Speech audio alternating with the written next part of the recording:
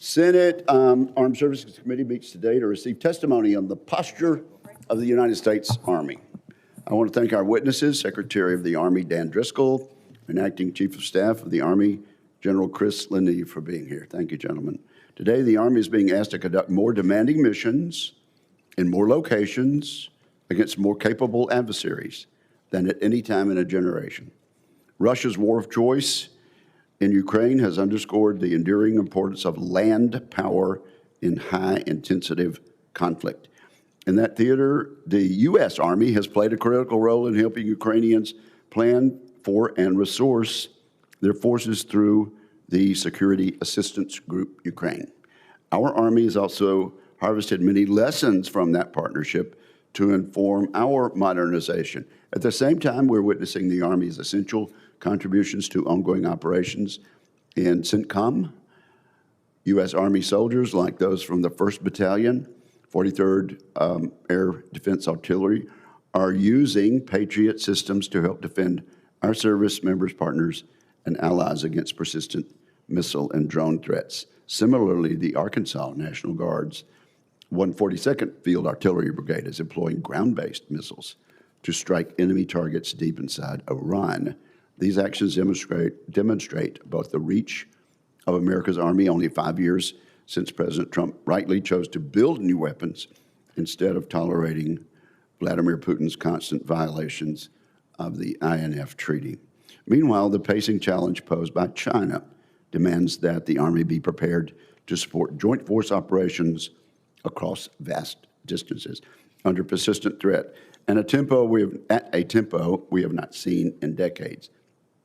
Many think of the Western Pacific as solely naval and air theater, but our two witnesses certainly do not agree with that. Our ground forces continue to make absolutely crucial contributions to security in the first island chain, including through massive and growing partnerships with our South Korean, Japanese, and Filipino treaty allies. All these demands underscore the importance of fielding and sustaining the most advanced and capable systems in the world, from missile defense and long-range strike weapons to resilient command and control systems and new methods of breaching defensive lines.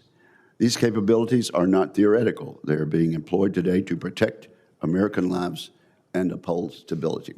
The Army provides the backbone of our global logistics. This enables joint operations, and it delivers the land combat power that it takes to deter aggression and, if necessary, to win decisively. The Army must be ready, but our readiness today is frankly uneven. Modernization efforts have produced promising capabilities, but not at the speed or scale required by the threat. I think our witnesses will agree with that. At the same time, the Army continues to struggle with the operational readiness rates of its primary equipment, its maintenance backlogs, and its munition stockpiles. All are under extreme strain.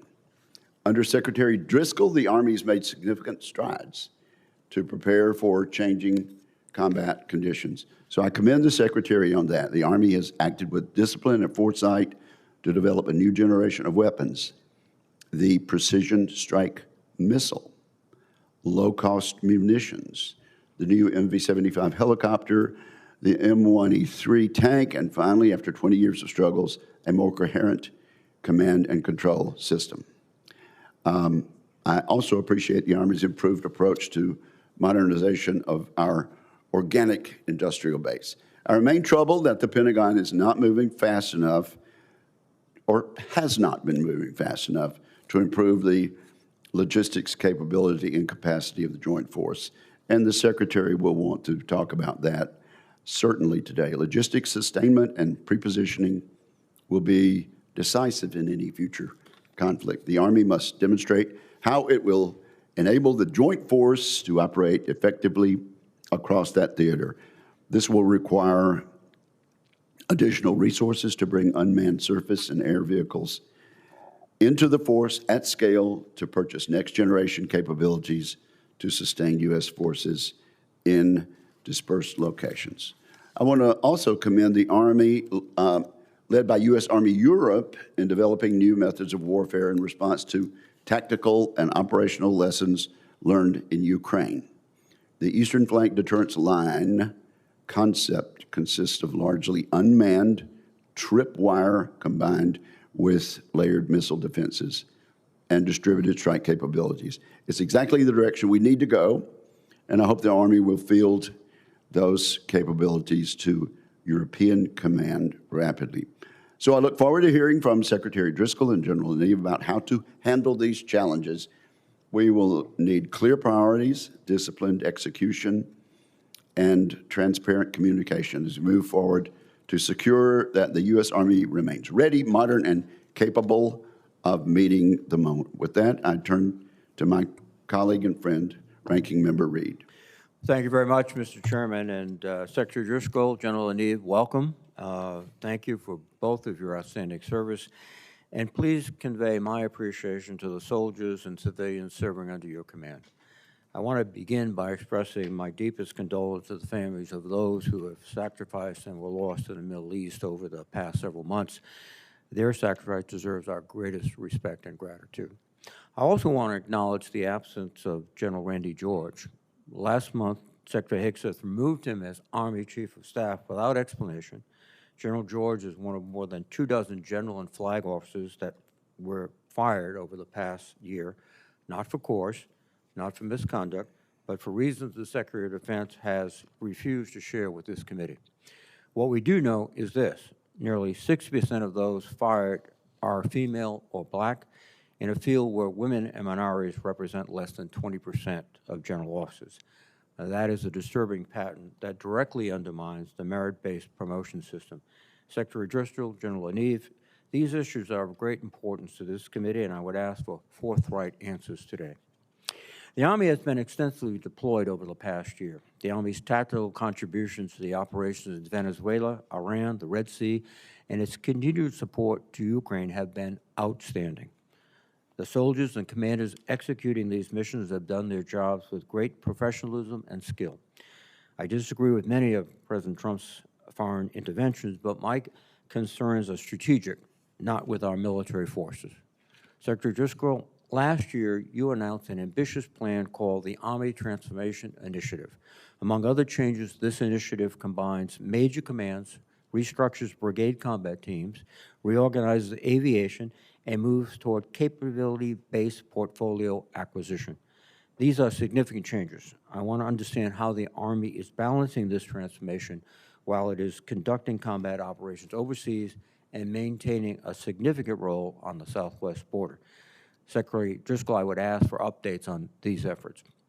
The Army is also facing a nearly $2 billion readiness shortfall, largely because DHS has failed to reimburse the Army for border support missions.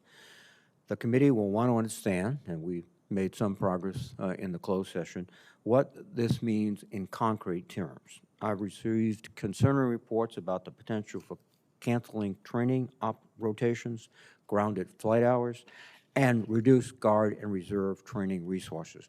These are real costs for real units.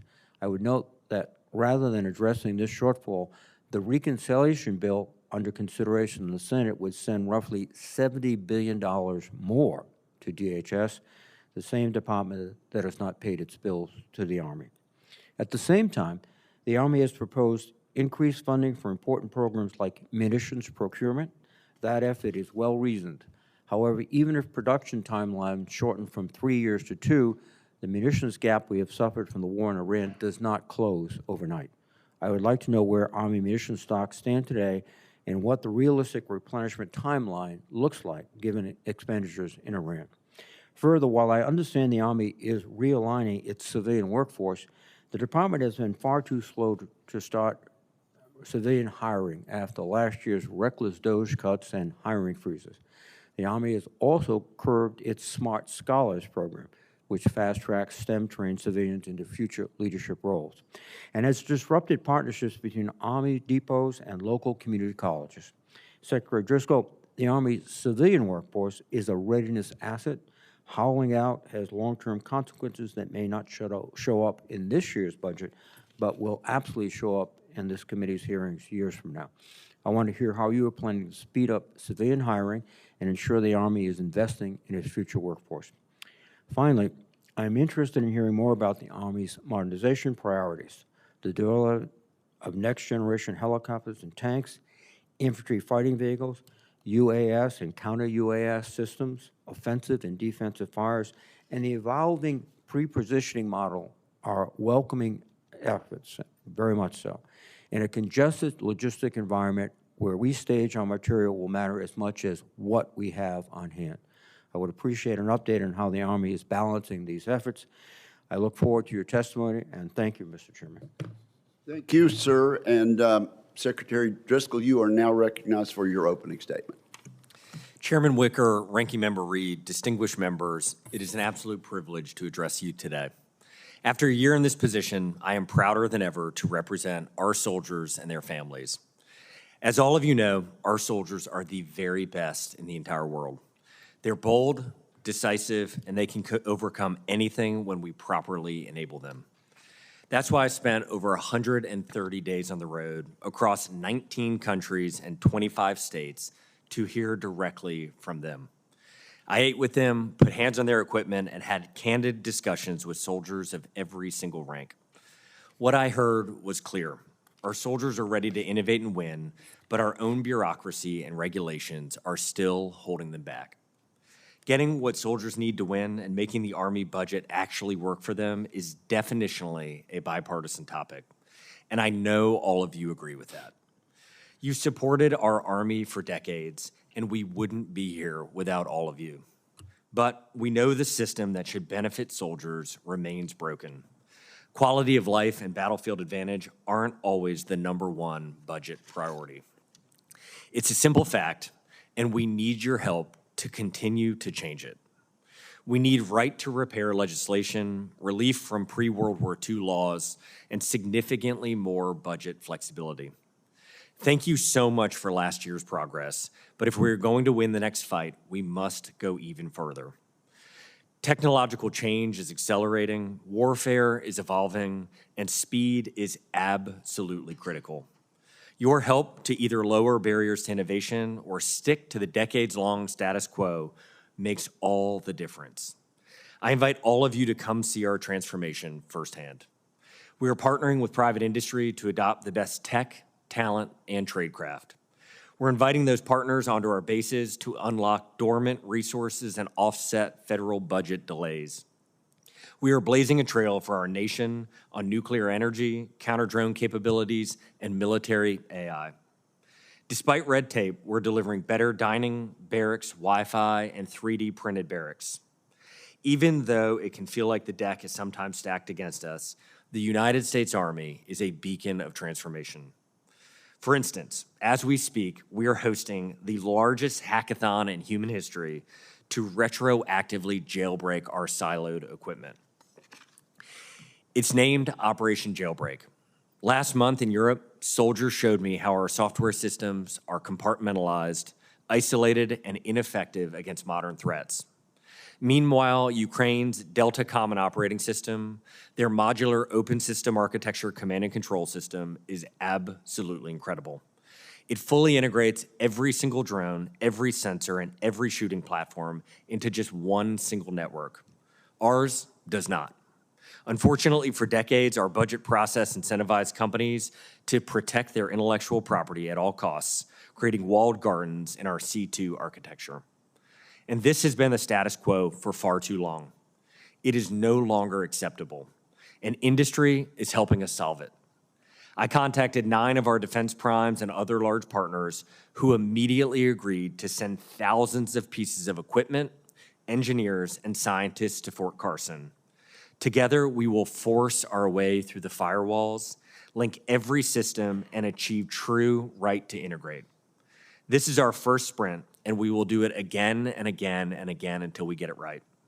I want to be clear, this is a perfect example of the Army's potential for speed and innovation. Absolutely no one else has the talent, the drive, and the obsessive work ethic to pull this off so quickly. Operation Jailbreak is the first of many sprints to bypass red tape and bureaucracy. What we're doing in Colorado should be the standard operating procedure going forward. It's the iterative process that makes America's tech sector the very best in the world. But you would be amazed at the regulatory walls that stood in our way. And we've expended a sinful amount of energy just to do the right thing. Imagine what we can do if you continue to help us slash those restrictions. We can do more if you help us balance oversight with speed. We can maximize our budget if you help us partner with America's entrepreneurs. We can move faster if you help us shed obsolete equipment and invest in the future. And with your help, we can ensure our Army remains the dominant land fighting force for the next 250 years. Thank you so much for having us, and I look forward to answering your questions. Thank you very much, Mr. Secretary. General LaNeve, you are recognized. Thank you, sir. Chairman Wicker, Ranking Member Reed, thank you for the opportunity to appear before this committee today. The credibility of our Army is defined by what it's prepared to do, not what it intends to do. So every decision I make enables our soldiers to be more lethal and ready to fight and win and serve as the backbone of the joint force. In the Indo-Pacific, we're building a force posture to deter threats to U.S. national interest and designed to extend the operational reach and endurance of the joint force. Right now, 87,000 soldiers are campaigning throughout the region. Our Typhoon missile systems are forward deployed to the Philippines and Japan. We position LTAMs in Guam and IFPC unit in Korea, extending next-generation air and missile defense against current threats in the region. The 1st and 3rd multi-domain commands are now operational in the region, and this fall, the 4th multi-domain command headquarters will stand up at Fort Carson. Each multi-domain command brings together long-range fires, intelligence, electronic warfare, space, and cyber, all integrated into a single theater-level capability designed to support the Joint Force commanders across vast distances of the Pacific. Every one of these capabilities exists because of the investments this committee supported. In the Middle East, our forces continue to defend U.S. personnel and partners while sustaining layered air and missile defense, long-range strike capability, and operational logistics across CENTCOM. At home, we're preparing the force for future conflict at our combat training centers. It's where we train our soldiers to fight against an adversary in the mud, to solve complex problems, and to test our latest systems. But we cannot field modern kit while sustaining aging systems that consume time, money, and manpower. Divesting legacy platforms reduces the maintenance demand that falls hardest on our junior soldiers and frees resources to advance next-generation systems. That's why we've restructured how we acquire, design, sustain, and field equipment with decisive focus on speed, the right to repair, and system modularity. That thinking is already reflected in some of our next-generation platforms, like the XM-30 infantry fighting vehicle, the M13E Abrams, and the MV-75 Cheyenne, which provides unprecedented speeds, range, and flexibility. Each of these systems are designed so that the next operational upgrade requires integration, not a brand-new start. But none of this matters if we can't produce and sustain at scale, and that's why we continue to modernize the OIB through advanced manufacturing, depot modernization, and expanded partnerships with industry, including enhanced use leases that accelerate infrastructure development and production capability.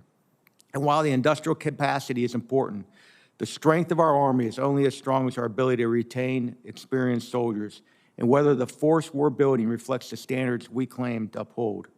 That standard includes $4 billion in infrastructure investments throughout 2026, rolling out campus-style dining facilities, scaling our holistic health and fitness across the entire force. And soldiers are seeing the difference, and so do American citizens. Our recruiting numbers are soaring. We're on track to achieve this year's accession target ahead of schedule, because in the end, soldiers are the reason your Army can do what it does. Your Army delivers the intelligence and fires that enable maneuver. We sustain operations, we protect the force. We provide the command and control architecture that allows the joint force and America's allies to operate together. Every component of the fight, the joint fight, depends on our Army's ability to do all those things simultaneously and exceptionally well. We will not fail our country. This will defend. And thank you for your continued support as we sustain the best Army the world has ever known. Well, thank you very much. And now we begin our round of questioning. So let me start with you, Secretary Driscoll. Operation Jailbreak involves the right to integrate. How many, this is brand new this month, is that right, Secretary Driscoll? As of about a week ago. All right, Chairman. okay. How many companies are involved at this point? So we started, Chairman, with the 5 primes, Anduril, Palantir, L3 were the original. They have since been inviting other companies to come out. If I were estimating, I would guess 30 to 50 companies are currently involved by day 10. And what we have told industry is we will take every single piece of equipment that our Army uses. This is thousands of pieces of equipment, and all of them will be jailbroken, which just practically means all of them will be able to share information out of the system and receive information into the system. And what's so powerful about this is once you can do that to these pieces of equipment, and this is what we've learned from the Ukrainians, this is where you can start to layer in things like generative AI models to help you with decision-making. Okay. How long have the Ukrainians been using this concept? I would say the entire war. Okay. Is it frustrating to you that now in the 5th year, we're just embracing this concept this month, May of 2026? Chairman, I would look at myself and only myself that we haven't moved faster on it. I do think that what we have that the Ukrainians don't have is we have deep infrastructure, we have deep expertise, and the downside of a bureaucracy can also empower some upsides of a bureaucracy. And so what has been incredibly valuable for us, and I don't think respectfully the Ukrainians could have done it in 10 days, is we have basically the entire defense industrial base is now moving to this. Have signed on. They are actively shipping equipment, and we have scientists and computer engineers currently in Colorado making everything flow. And so I think what we will be able to do in 6 weeks will be unlike anything that could be done anywhere else in the world. Okay, so in 6 weeks, you're going to have tangible results. Unequivocally. Most interesting. How fast is the Army moving to embrace low-cost munitions across portfolios? And when are we going to start moving faster? Sure. So both of you can answer that. Yeah, Sure, we're General. tied in with the Deputy Secretary of War's, Munitions Council. We're moving as fast as we possibly can. I think the goal is to have a magazine depth that supports both low-cost munitions and our exquisite munitions, so we have the proper fit and the proper numbers that we think we're going to need in a future conflict. And Chairman, I would say under Secretary of War and the President, we've spent the first 9 months of at least my time in the seat redoing a lot of the bureaucratic structures that existed with how we buy things, how we test things, and how we scale things. And there are some leading indicators to me that make me believe that we have made strong and lasting changes that will allow us to do this much more frequently. So if you look at the day 5 of the war, where we wanted to go get more interceptors for the Shahed drones, we were able to contract for 13,000 MIROPS and 10,000 Bumblebees within 5 days. Those were showing up in theater in packages of 1,000 or more, and we were able to flow soldiers in as a train-the-trainer model. And that, to me, is a massive success that shows me or makes me believe that all of the changes that had occurred earlier in the year are actually working and allowing us to be able to start to scale these lower-cost solutions. Mr. Secretary, in 60 seconds, can you give us a quick overview of your role in what might happen in the Indo-Pacific with regard to the Army? Absolutely. I think what we've seen in CENTCOM in the last couple of months is the Army has a huge role to play. We are the logistical backbone of what is occurring in the theater. We are able, with our long-range precision fires, to reach out and touch the enemy in ways that just the Army historically had not been able to. And then one of our superpowers as an Army is we can disperse quickly. And so whether it's on the air defense side or on the offensive side, the United States Army will play a huge role in whatever happens in the Indo-Pacific. All right, I'll yield back. Senator Reed. Thank you very much, Mr. Chairman, and let me commend you, Secretary Driscoll, because you not only sensed the change in warfare, but you seized an opportunity and you're pushing through. Well done. Based on the experience in Ukraine, we understand fundamental changes are taking on, and I sort of characterize it, when I served in the military a few years ago, the mantra was shoot, move, and communicate. Today, it's communicate so you can shoot and move. And hackathon goes right to that principal issue. Well done. Let me ask another question, though. That's the military promotion board system is central to our military in every way, shape, and form. The law that we promulgated requires the selection boards use a comprehensive evaluation process to review an officer's entire record and select officers who are, quote, the best qualified for promotion and future service. It's based on the collective assessment and judgment of their peers throughout their OERs and also the senior officers on the board. Can you tell us why Secretary Hicks has directed that 5 names be withheld from the most recent Army one-star list concerning officers accused of no misconduct? And did you support or recommend the actions by the Secretary? Ranking Member, the private conversations between me and Secretary of War, I'll never talk about those. I will say that the United States Army has always followed the rules and regulations around promotions board. Well, I don't think there's a very clear role for the Secretary of Defense to take off individuals from the board. What other promotion boards have been subject to this review? I'm sorry, Senator, would you mind repeating? Secretary of Defense removed several names from a promotion board, which I think is highly unusual to be diplomatic. What other boards has he reviewed and with the intent perhaps of removing people from the board, from the recommendations? Senator, as far as I know, no other names have been put on a different scroll. So what incentivized the Secretary to look at this particular board? I do not know, Senator. Well, it's a question I think would be important to ask.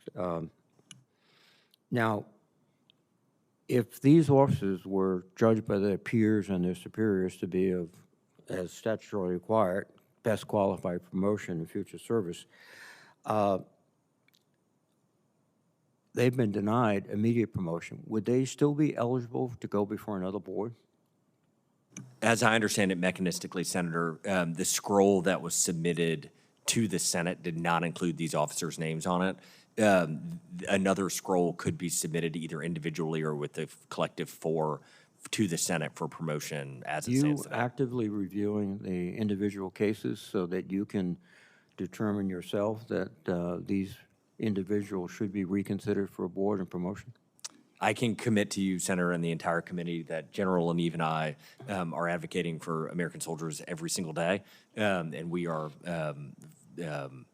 constantly working to make sure that the Army is promoting the best. My fear is that this is not something that's obscure, but it's very relevant to every officer and every person in the Army, and that they've seen literally a life's work suddenly terminated without explanation by the Secretary of Defense. That doesn't send a good message, I believe, to the forces. Let me raise a subject that is seldom considered here, Kwajalein. As you know, Mr. Secretary, the Army is responsible for Kwajalein, and as you also know, I suspect, the status there is terrible. Out-of-date radars, it's the major missile testing system for the Army, for the whole Department of Defense. Can you confirm that the Army is still in charge, and how are you going to remedy the poor situation? Sure, we are. We still are the executive agent, and we're looking at ways to improve the infrastructure there. It's a critical component for testing, as you say, in the Pacific, and we're not walking away from it. Thank you. In 30 seconds, General LaNeve, based on our experience in Ukraine, the observation we've conducted, how are you going to integrate that into the new combat vehicle systems? My sense is combat vehicles are very much vulnerable to drones and other systems, but can you respond? No, sure, and thanks for the question. That's one of the key secret sauces in our new PAEs that the Secretary and team created, is to be able to use lessons learned and feed it into the acquisition process, get it out into soldiers' hands, test it, and then get the feedback back into the acquisition to be able to have a system that continually innovates for the future threat. So our lessons are being incorporated in all of our systems across the board. Thank you very much. Thank you, sir. General. Thank you, Senator Reed. Senator Shaheen. Senator Ernst. I'm sorry. It's Thank right here you. in front of me. Thanks, Mr. Chair, and thank you, Secretary Driscoll and General LaNeve, for being in front of our committee today and for your continued service to our nation.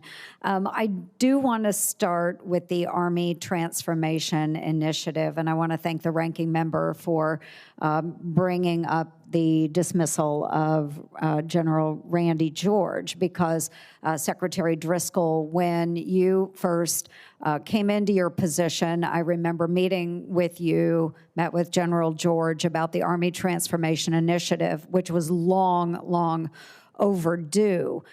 This committee has been very clear that we support the goal of a leaner and more lethal Army.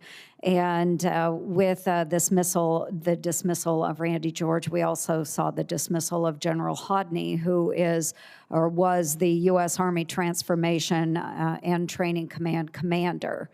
So two very unfortunate dismissals at a time when we do need that leaner, more lethal Army.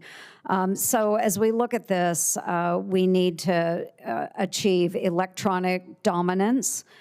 We need to get unmanned systems into every division, and we need to enable AI-driven command and control at the theater, corps, and division levels.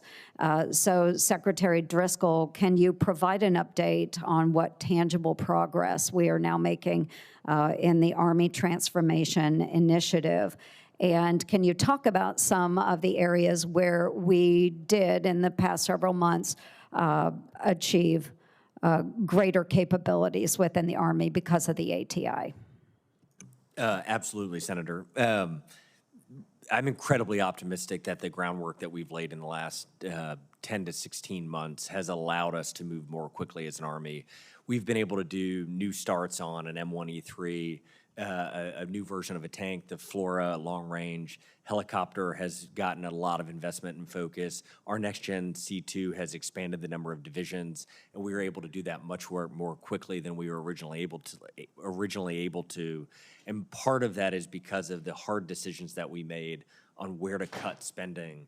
It is very hard once a system and a program get up to be able to stop the spending in the future, because all sorts of different reasons make it where that momentum is pretty difficult. And I'm incredibly grateful to all of you for supporting us. We saved about $48 billion, we think, over the 5-year period that we've been able to reinvest into our transformation. And then the last bit I'll say is a lot of it has been systematic changes. So when we look at what we did converting over our PEOs to PAEs, essentially what we did is we took 13 silos of decision making, and within that silo you'd have 15 different stops between when we wanted to buy something and when we actually could purchase it, and any of those stops could kick it back to the beginning.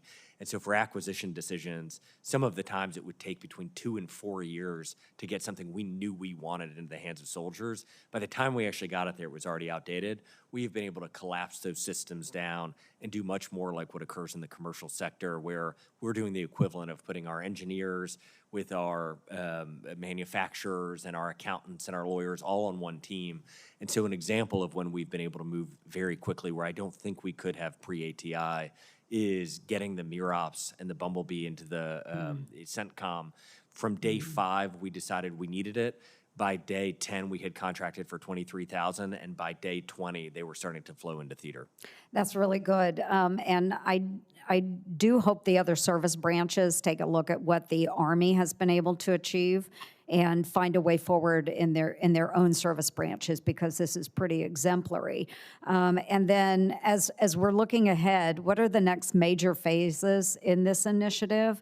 And where do you see that we are assuming the greatest risk as we're executing? Ma'am, thanks for the question. You touched on it. So, we spent a lot of time in the beginning of Army Transformation looking at division and below, at the tactical level. You hit it spot on in your opening question. We're taking a hard look now at corps, Army Service Component Commands, and what we have to change inside of those organizations to take on more of a role in how we're going to have to fight in the future. And that's a lens that we're taking a look at right now. That's Thank you. wonderful. Yes. And Senator, Secretary. I'd say the biggest risk is not going fast enough. Next Gen C2, we think it will be in all the divisions, or we're modeling it to be in all the divisions within 5 years. I don't think that's sufficient. I think we need to do it in 2 or 3. Yeah. It is just simply a spending pacing item at this point because we know what we need to do. Okay. Thank you, gentlemen, for being here. Thank you, Senator Ernst. There's a vote going on now on the floor, actually a series of 2 votes. We will continue our hearing during the vote, and I'll be leaving, and I think Senator Budd will take the gavel for about 5 minutes. At this point, I call on Senator Hirono. Thank you, Mr. Chairman. Welcome to both of you. Secretary Driscoll, I want to ask you about your approach to the negotiations involving Hawaii's military training lands consisting of some 29,000 acres. I understand the importance of these training lands for Army readiness and Indo-Pacific deterrence. I also understand the importance of this land and these negotiations to the people of Hawaii and the Native Hawaiian community, and that is why I have been engaging with DoD leaders about how these negotiations will proceed, expressing the need for community input for a number of years now. And at your confirmation hearing and again at last year's posture hearing, you committed to negotiating in good faith with the state and the community. So it was concerning that instead of what I would consider open communication and transparency, the Army last year pursued unilateral condemnation language as shown by your attempt to add last-minute NDA language to support condemnation. And Congress responded by instead reinforcing the continuing need for good faith negotiations. A unilateral decision to condemn state lands would bypass the community, the state government, and the congressional delegation. The relevant condemnation statute, in fact, requires the Army to pursue and exhaust all other available options before starting condemnation proceedings. So I don't see how the Army can meet that requirement when it has not even resubmitted corrected EISs to address the deficiencies noted by the Board of Land and Natural Resources, which in May led to their disapproval of the Army submitted EISs. It's been a year. So given these actions, appears that, I hope this isn't the case, that the Army is trying to run the clock and leave unilateral condemnation as the only viable course of action. And I want to state again for the record that I oppose unilateral condemnation. What we need is a negotiated approach to these lands. And I've taken that position for years, and we're now at the point where the leases are almost up, and final negotiations need to occur with meaningful community engagement and input, especially from the Native Hawaiian community. So Secretary Driscoll, I have a number of questions about your plans going forward. You previously committed to negotiating in good faith. Do you still stand by that commitment? Yes, unequivocally. The Army EISs were rejected by the Hawaii Land Board last summer because of several noted deficiencies, including their failure to adequately assess the cultural and historical impacts of continued training. Mr. Secretary, can I get your commitment that the Army will resubmit their EISs to address these deficiencies? Senator, just to the spirit of the question, I try to always say this, and I mean it very sincerely. When you talk to our soldiers and their families who spend a lot of their lives on the Hawaiian Islands, they are incredibly grateful to the community. The community has been fantastic to them over decades, and so we want to be very respectful of the deep relationship that those people have with the land. And so I commit to following up with your office. And I hope that means that you will be resubmitting your EISs, because to me, resubmitting the EISs is part of what even the condemnation statutes requires you to do, which is to exhaust all avenues. That means negotiations. Next question, what is the status of your negotiations with the state of Hawaii? And can you describe in detail what steps you plan to take in the next 60 days? The time is running on these leases to advance a negotiated agreement with the state. Senator, we've aspired over the years before I was even in the seat. I think we've had a number of meetings, and then since I've been here, I can speak more articulately to that. We've engaged with the delegation, both who represent here in D.C., but then we've had a lot of conversations with state leadership, and what we've tried to do is balance out fairness to the local population with this idea and this commitment from me that we, the United States Army, must maintain this land. We need it for our training. We need it to be ready for the Indo-Pacific. And with the timeline that you are referencing coming up very, very, very soon, Well, frankly, the negotiations must occur with the state of Hawaii because the lease is with the state. That means negotiating with the governor, basically. So those need to proceed in good faith, as I would call it. And so I want to urge you again to resume, if they have been a pause, resume these good faith negotiations because that's what it's going to take for us to come to a resolution that is going to be fair to all parties, and that certainly includes with the input of the Native Hawaiian community. Thank you, Mr. Chairman. yes, ma'am. Thank you, Senator. I recognize myself. Good to see you both. Great to see a North Carolinian here. Thank you both for your service. General LaNeve, I was proud to see the Army's request of 2,400 infantry squad vehicles, or the ISVs, in this year's budget request. So I think that's the right step to modernize the squad vehicles and increase survivability. They're very impressive. We even saw them in western North Carolina as the 18th Airborne Corps was out there for Hurricane Helene, and I appreciate their work there. So what are some of your thoughts on multi-year procurement for that platform, and also expanding procurement of the ISV Heavy? Yeah, sure. I support multi-year contracts. I mean, it helps us, in the bargaining process. It helps us in the full procurement of it. The Heavy version is going to be able to provide us the ability to also generate power on the battlefield that we're going to need to have that's running our command and control centers and some of our advanced weapon systems. It's a critical platform that we're going to need as well, and look forward to having that compete, in the next rounds.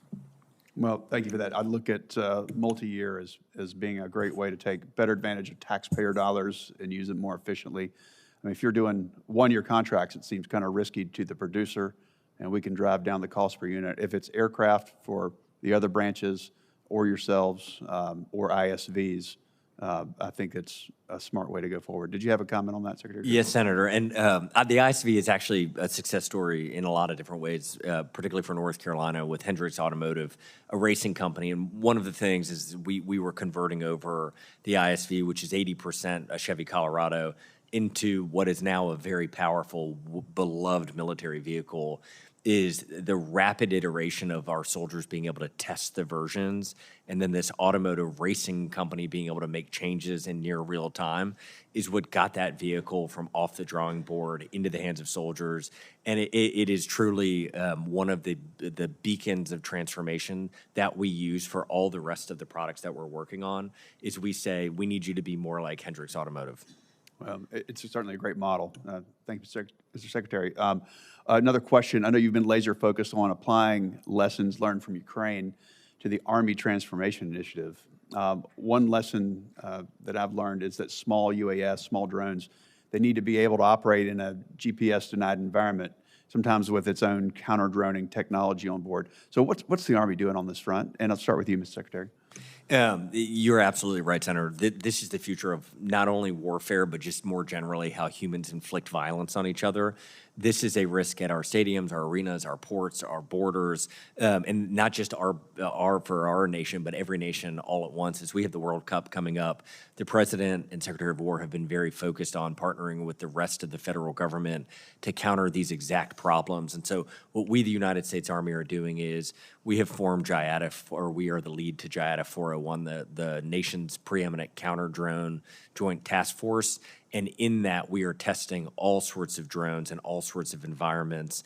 And we are working with our federal partners to create training lands where we can do all of the things you're talking about with electronic warfare. Because one of the problems we as a nation have is, and it's kind of more of an upside than a downside, but we're not actually in a war environment. And we just don't want to take the same level of risk for training and testing as you might do perhaps in Ukraine or in CENTCOM right now. And so we are actively building out those ranges on behalf of the government.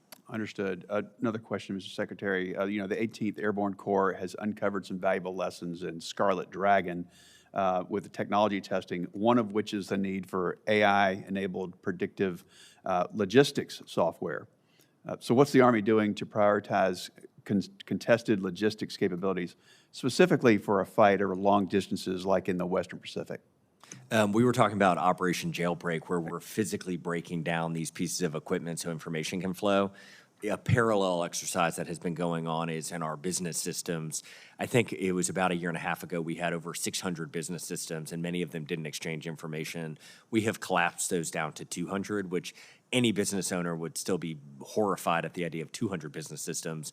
We are pushing them down to hopefully land in the teens, where all of them will be able to exchange information. And that, once we break down those data silos, that's where we can start to layer in agentic solutions to help us with planning for the contested Indo-Pacific environment. Well, appreciate both of your work. You're headed in a great direction. Thank you. I now recognize Senator King. Thank you very much, Mr. Acting Chairman. I thought for a moment you and I could take over the committee. I appreciate the recognition. Mr. Chairman, I want to reiterate a point that is, I think, very significant.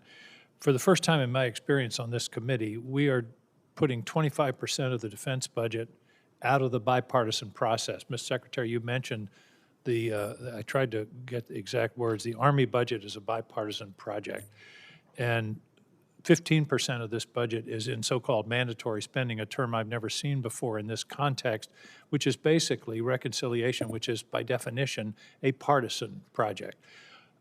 In terms of the entire defense budget, the Golden Dome project, for example, is in this new category that's outside of the bipartisan process, both here in this committee and in the Appropriations Committee. I think that's a very dangerous precedent that's being set because basically it is deciding that a significant part of the defense budget shall be off limits to the minority party, whichever it may be at a particular time. This is a significant change in our budgetary process that, Mr. Chairman, I think we should really have a serious look at. I don't view this as a partisan issue. I view this as an institutional issue, and we are basically ceding, in this case, 25% of our budgetary authority that's outside, as I say, the authority of this committee and the Appropriations Committee. Mr. Secretary, I'm a little unsure about the Operation Jailbreak. By the way, I compliment you on the impulse for this. I think it's absolutely essential. But you keep talking about integration and data silos. That's not right to repair. Please, what are we actually talking about here? Are we talking about getting the IP that will enable us to repair? Because I believe for years that we should be buying that IP every time we buy a platform. But it sounds like Operation Jailbreak is more about data sharing than it is the IP on right to repair these weapon systems. You're exactly right, Senator. So it is separate and distinct, slightly related to why it's important to us, but we're calling it right to integrate. And so fundamentally what we are requiring is each and every system that we use that creates data needs to create an API or an SDK, a software development kit, so that it can push information outside that closed system, and we can send it over a network to our, we're starting with Anduril's Lattice platform for command and control, but basically what we are requiring, we are retroactively going back and creating these APIs and SDKs, and we are proactively requiring any new piece of equipment that we buy to be able to share information and receive information so we can control it. I get that, and I think that's salutary, and that's one of the lessons from Ukraine, I think, is in vastly increasing the speed on command and control. But right to repair is a separate issue, and in my view, every Army depot, every Navy ship, every Air Force hangar should have a 3D printer. we should not have, we have a readiness problem, as you well know, on all of these complicated machines, whether it's an airplane, a ship, or a weapon system. And we shouldn't be waiting for a valve from the manufacturer. And I hope that you'll push in the procurement process for buying the IP so that we can print our own parts or get our own parts in the market and not be held up by the proprietary nature of the IP on these complicated weapon systems. Are you with me on that? Yes, Senator. Right to repair, why it is, there are a couple of reasons that make it more important now than ever. One of the reasons is if our pacing threat is in the Indo-Pacific and we're worried about contested logistics, for many and most of the parts, we need to be able to manufacture them on site or nearly on site. And with the increase in advanced manufacturing that's been going on, we're actually at a place that we can do that. And so what we, the Army, are doing is through our Vantage platform, we are scanning in a lot of these parts that break often. We are putting in the digital design file, and what that is doing for soldiers is it's actually allowing them to access a nearby advanced manufacturing platform or a 3D printer and print these parts. And so like the 101st Airborne had 80% of its 777s down, and many of them were for a part that had ended up we could 3D print for $8. And so we have since fixed that. If Delta Airlines had that availability, they'd be out of business. Yes. So I hope that you'll also talk to your procurement folks to be sure this is a part of the acquisition process, that we're buying not only the object, but we're buying the IP so that we can maintain the object ourselves. So I commend you for this, but don't stop with integrating software. Let's keep going on the repair itself. Yes, sir. Thank you. Thank you, Mr. Chairman. Senator, I add my commendation. I would only say that right to repair is easier said than done, and it involves intellectual property. And I wish everyone the best who's trying to negotiate this, because it's a sticky wicket. Senator Blumenthal. Thank you. Thank you both for your service. Thanks for being here. To the extent that you can in this setting, could you give me your assessment of how the Ukrainians are doing against the Russians? I think there is a false narrative that the Russians are winning. In fact, the contrary seems to be true, at least in certain parts of the battlefield. Certainly the Ukrainians, I think, are capable of prevailing if they have sufficient support from us. What's your assessment? Senator, I talk to the Ukrainians reasonably frequently, and definitely through SACU. The United States Army has had a presence helping Ukraine since day one. A lot of our leaders have developed very long-term relationships, and it's been a two-way street. We have learned an enormous amount from them. When I talk about Operation Jailbreak, that was because 2 weeks ago we were in Germany running a joint exercise, and the Ukrainians actually sent some of their most talented people to help us learn how they would do the fight, and it was in that instance that we learned this. But then on our side, we are able to see and help with a lot of their intelligence gathering, and I think what we are seeing is the Russians' loss of Starlink has set them back pretty meaningfully. They have probably since regathered the momentum. The Ukrainians have done an incredible job of starting to innovate to larger Group 2, Group 3, and Group 4 drones, which is what we're seeing where they're able to reach further into Russia to cause damage. I think the quick summary would be what we expect as a United States Army when we look at the conflict is continued kind of grinding, slow success in either direction, with neither side likely able to break through in the next 18 months. General? Yeah, sir, I concur completely with the secretary. As I said in the earlier session, I ran the training program, for a year. Early on was eye-opening to see how long that they could hold on and what they've been able to do up to this point. But I concur with the secretary's assessment. And do we have munitions that we can provide to them that would be useful to them? They're buying them. We don't have to pay for them. Senator, I think we'd prefer to answer that in a closed setting. Let me ask you, in terms of our defense industrial base, again, to the extent you can talk about it in this setting. I think there is a feeling long-term, over years, that we've failed to make our defense production as nimble and agile. The Ukrainians certainly have demonstrated both agility and nimbleness. I've seen them on my 9 trips to Ukraine, visiting the drone factories, how they actually make changes to their products on the assembly line in real time as they receive information from the front. We have nothing like that agility or nimbleness. Can you talk about what the Department of Defense should be doing to make our defense contractors more responsive to the needs of our military? So I can speak to the first part about our industrial base, or our Army's 23 plus depots. We've taken a hard look at a ways across the board to invest in this for long term, whether it's advanced manufacturing, it's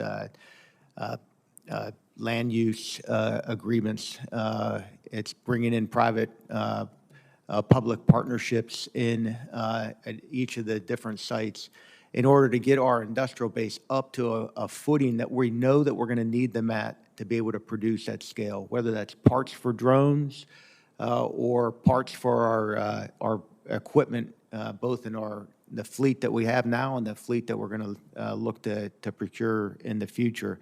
The Secretary has pushed us to ensure that we have the ability to be able to utilize our organic base in the equipment that we're going after into the future. I think the department writ large sees the same issues that that we all acknowledge in a workforce that in sites that haven't been fully invested in over decades. And Senator, I would just echo what General LaNeve is saying with, we believe a one-time, and you all have to balance the preferences of your constituents much more than we do. We are more narrowly focused on soldiers and their family and lethality, but we believe the 27 budget would give us the one-time spending to increase a lot of our abilities and capabilities on the OIB, which would make our country a lot safer. Thank you. Thank you, Senator. Senator Scott. Thanks both of you for being here. So, Secretary, I have 3 things. The first is Orlando. You've got the Army's program executive office for simulation, training, instrumentation. So, located in Orlando. What's going on? Are you going to make it a lot bigger? So, just tell me what do you think is going to be happening there? I was governor, and we put a lot of money into the simulation program. It's a big, the big opportunity, whichever one wants to answer it. But our goal is to do whatever we can, of course, to grow it. But you have to do what's best for the Army. Sure, our simulation, center there is incredible. It's going to continue to be very, very important as we move forward with our modernization program. We are not, stepping away from the incredible capability that we have there, especially what it provides to our combat training centers. Provides inside of our warfighting exercises that we execute at brigade and all the way up to corps level. There's a critical component in there that helps us to continue to modernize that program. And Senator, what I would say is simulation is more important than ever. The ability to take data from the battlefield, whether it's in CENTCOM or what we can get out of Ukraine, and to feed that into the system to learn, and not just for the human learning, but to train our counter-drone models, to train our drone models. As these agentic solutions start to flow, data and simulation will matter more than ever. And so if I was guessing kind of as a directional guidance to a space, I would imagine that vertical grows over time. Sure. So, Secretary, drones, and you've talked about it a little bit. So we had a speaker at one of our lunches the other day that said that Ukraine is building 5 million drones a year, and said, doesn't mean this is accurate, but said that our military will add 100 to 150,000 drones a year. So what do we need? How fast can we get there? Because clearly it sure appears that then going forward, drones are going to become more significant, right? And it actually is way safer for our military, our men and women. So can you just talk about where you want to get? How are we doing? Absolutely, Senator. Drones will be a core part of future combat, and no matter where you go. I think what we as a nation need to do is create the mechanisms and the tools to be able to scale when we need to. We don't need 5 million drones a year right now, nor would we want them, because they will get outdated likely well before we need them. But we need to be ready to scale and have a plan and have the resilience in the supply chain and know where we're going in that moment. And so what we are doing is, as an Army, starting to slowly flex the muscle. And so we should have some of the first brushless motors rolling off our manufacturing lines that we, the Army, are owning. We don't expect to supply the entire industry brushless motors, but we think it is so important for future warfare that we need to do that on our depots and our arsenals. And so what we are working on now and owe back to this committee is a more fulsome plan of how we are looking at the entire drone ecosystem and where we think we need to have redundancy and overinvestment. That makes sense. And then you think, and then with the ability to ramp up if we need. Unequivocally, yes. Yep. So you've had the job for a little while. What are you most proud of? What do you feel good about that you're getting done? This sounds like a unnecessarily flattering remark to all of you and to the American soldiers, but the vast majority of people I interact with every single day want to make our country safer. They want to innovate. The American soldier, having spent time out of uniform at fancy schools and working at fancy firms, I would bet on them 100% of the time to solve a difficult problem. And so I guess now 18 months in, I am significantly more optimistic that all of these massive challenges and this inflection point that is occurring all over the world all at once, that we're going to win, that we will do it with whatever resources you give us, and that the American soldier will come out the other end even more lethal, more ferocious, and hopefully less likely to be needed, because every adversary will know that they will lose that fight. And 18 months in, I can say I'm more positive than when I started. Great. Are both of you confident that you're continuing to get the best leaders around you to be able to make sure we have the most lethal force? I am 100% confident, sir. I would say the Army, from my mere 3.5 years in, and then getting to see it from a different vantage point, its superpower is that it creates incredible leaders at all levels of echelon. And I would have absolutely no doubt that if you took out 50 at any given point, we could replace them immediately, and the Army would go rolling along like it has for 250 years. Thanks. Thanks, both of you. Thank you, Senator Scott. Senator Warren. Thank you, Mr. Chairman. We need a military right to repair law. Got an example today, and that is Black Hawk helicopters. There's a tiny knob that pilots need to scroll through for information, and every month, about 4 of them break. The Army could replace them for about $15, but because the Army does not have right to repair, the whole helicopter goes offline, and the contractor charges $47,000 to replace the entire screen. Let that sink in. $15 or $47,000. Now, Secretary Driscoll, you and other military leaders have repeatedly said that Congress needs to pass the right to repair law. And last year, both the House and the Senate passed reforms, but the big defense contractors, lobbyists, killed it behind closed doors. So let's talk out in the open about what those lobbyists are claiming. Let's just get it out here. Number one, they say contractors can't hand over their intellectual property and data because the Army would steal it. Secretary Driscoll, what do you say to big contractors that claim the Army can't be trusted with sensitive data? Senator, I would say one of the more preposterous things I've heard in the last 18 months. But you have heard it. I have heard it often, is that we, the United States Army, would take this data and do something nefarious at worst, or at perhaps best, from a moral perspective, we would haphazardly handle it. The United States Army and the Pentagon in particular are exceptionally good at handling sensitive data, and we have incredible processes in place, I would say more so than any other organization. And so my reply is, and has always been, we don't want to take any data, we just want to purchase it. Okay, so let's do another one. Big contractors claim that DOD doesn't need right to repair reforms because you already have all of the authority you need to access technical data for repairs. Now, it turns out when you look at that existing legal authority, it explicitly says that technical data, quote, does not include computer software. Secretary Driscoll, it's 2026. Most weapons run on software. If the Army can't use software to repair its own equipment and weapons, is that a problem for readiness? Unequivocally, yes. Yeah.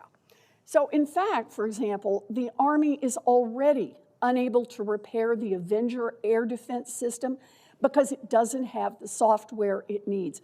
So right to repair must include software. Let's do one more. Big contractors have floated the idea of, quote, data as a service, which is really just code for pay-per-view. It means that the department is, quote, metered and billed every single time they access materials.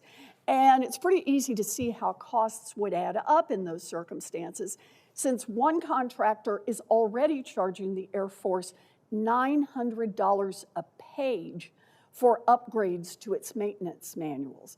Secretary Driscoll, aside from the cost of pay-per-view, what happens if the Army is trying to repair a piece of broken equipment in a remote area and it has to keep messaging the contractor to get access to the manual? Senator, this is what happens frequently, whether the specifics are true today or it's directionally true. Directionally, our soldiers struggle mightily to keep a lot of our equipment online, and this is not in a moment of conflict. That could be the decisive point between us being successful somewhere 6,000 miles away in the Indo-Pacific or failing our mission if we can't repair our own equipment. Yeah. You know, it is a reminder, we've got to have this access. And I just want to say this business of data as a service is just one more attempt to try to gouge American taxpayers and put our service members at risk. Last question, Secretary Driscoll.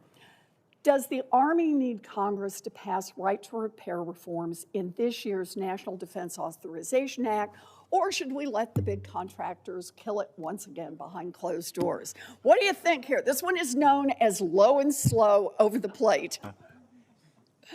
Yes. This is one of the most important things, and I don't say this to be over the top. I'm not intending to play into the set of questions. We, the United States Army, and we, the broader military, must maintain the right to be able to take advantage of all of the new tools, because if we don't, our adversaries will, and we will be put at a meaningfully worse position. Yeah. Well, I very much appreciate the job you're trying to do. General, I'm sorry I didn't get to ask you the same set of questions, but I got a tough chairman who shuts me down when I go over. She's 15 seconds over, and I'm pretty hot about it. Exactly, I can tell. But I really do appreciate all you're trying to do. We need to help you out with getting right to repair through this year. There will be an opportunity, of course, for a second round and questions for the record also. Senator Sullivan, you're recognized. Thank you, Mr. Chairman, and I want to commend Senator Warren on her great work on right to repair. It's very bipartisan. Get that over the goal line. Thanks for your leadership on that. Mr. Secretary General, good to see you both. Thanks for your visit to Alaska. I heard it went well. I want to talk about some Alaska issues. Appreciate that. Sorry I wasn't there to show you around, but I thank you for that. I don't thank you for stealing one of my top staffers, though, who's sitting behind you, but I will forgive you. It's for the betterment of America, I guess, that I had to lose Jimmy, who's done a great job. I'm sure he's doing a great job for you. A couple things I wanted to talk about. Fort Greely, you know, the USAPAC commander was just out there this past weekend. The 49th Missile Defense Battalion does a great job with regard to missile defense for America. What was your assessment when you're out there? One thing that frustrates me is that we have, 20 empty silos out there still. We need more missiles in those silos. That's, I'm sure you know the motto of the 49th Missile Defense Battalion, the 300 protecting the 300 million. They're literally modern-day Spartans. Do you have any sense on that and when we can accelerate more missile defense at Fort Greely? General, Mr. Secretary, either of you? Yes, sir. We're tied in with the team that's looking at that. I can't give you a sense of, how fast those are going to be, more assets moved there. I can tell you how critical that site is, for all of our defense. Yeah, maybe a cue for if you can give me more details on that. We need to accelerate more ground-based missile interceptors there. I think it's just a no-brainer. I spent the weekend in Fairbanks, Alaska, at the U.S. Chamber of Commerce in Fairbanks Military Appreciation Dinner. Major General Cogbill was there, the 11th Airborne Division commander. By the way, the morale there seems very high. They were whipping every other Army unit in these competitions. The general and his sergeant major went through all these things the 11th Airborne's doing. No offense to the 82nd, but there's some good competition going on right now. And I'm very proud of that unit. One of the first things I did as a brand new senator, I was here only a couple weeks, and the Obama administration was going to cut 40,000 additional active duty troops. This is in 2015, which they did, and they were going to get rid of the 425, the only airborne brigade combat team in the entire Indo-Pacific. I fought like crazy as a new senator to stop that, which I did, put a hold on everybody in the Army's system until we got them to relinquish cutting the 425. And now the 425 is, as you know, part of the 11th Airborne. The 17 additional helos, my understanding, are coming to the 11th Airborne Division. Can you give me an update on that? And then some of the good work that's being done with regard to drones. You may have seen the University of Alaska Fairbanks just had a partnership with DIU on the drone capabilities that we have at the university. And if you can give me an update both on the helos coming to Fort Wainwright as part of the 11th Airborne Division and the work that we want to scale up that the 11th Airborne's doing on drone software and other capabilities. And then as you answer that, because I want to be respectful, Mr. Secretary, one thing I want to make sure we do, maybe in a phone call, I'm sorry we didn't get to meet before this. There was a memo on the 8A contracting awards that came out from some DAS in the Army. It looks like it goes against previous commitments that senior Army leadership made with regard to me. So I'd like offline to talk about that. This memo is causing a heck of a lot of confusion, and I think it's misguided. 45 seconds. But so with that, I'll follow up with you, Mr. Secretary. Can you talk about the 11th Airborne there, General, and the issues that I raised, and the great job they're doing? No, sir. First off, thanks for the support of getting the 11th across the goal line. My daughter served in 125, so bringing both of those units together under one division command, it brings about the esprit de corps and the morale that you're seeing across that division right now. We got great leadership up there. So there's a lot of good going on inside the division right now, especially with what they're doing with drone experimentations. We'll take all those lessons learned, especially what we're learning about just surviving in the winter up there. And cold winter. Yes, sir. And what we got to do across the goal line. I mean, you take a look at batteries alone. We're going to learn a lot from how quickly the cold takes a battery down. Is the same thing that's going to happen in the heat, when we're in the jungle. So we are learning a lot across the board. And we are moving the helicopter, sir. That's part of the aviation transformation. There's some that are coming out of, further reaches in the Pacific, and that will come back into Alaska to fully field the aviation brigade up there. We haven't walked back from that, and that's moving as fast as possible. Thank you, General. And you can supplement your answer for the record. Appreciate your testimony in that regard. Senator Peters. Thank you, Mr. Chairman. Gentlemen, welcome to the hearing here today.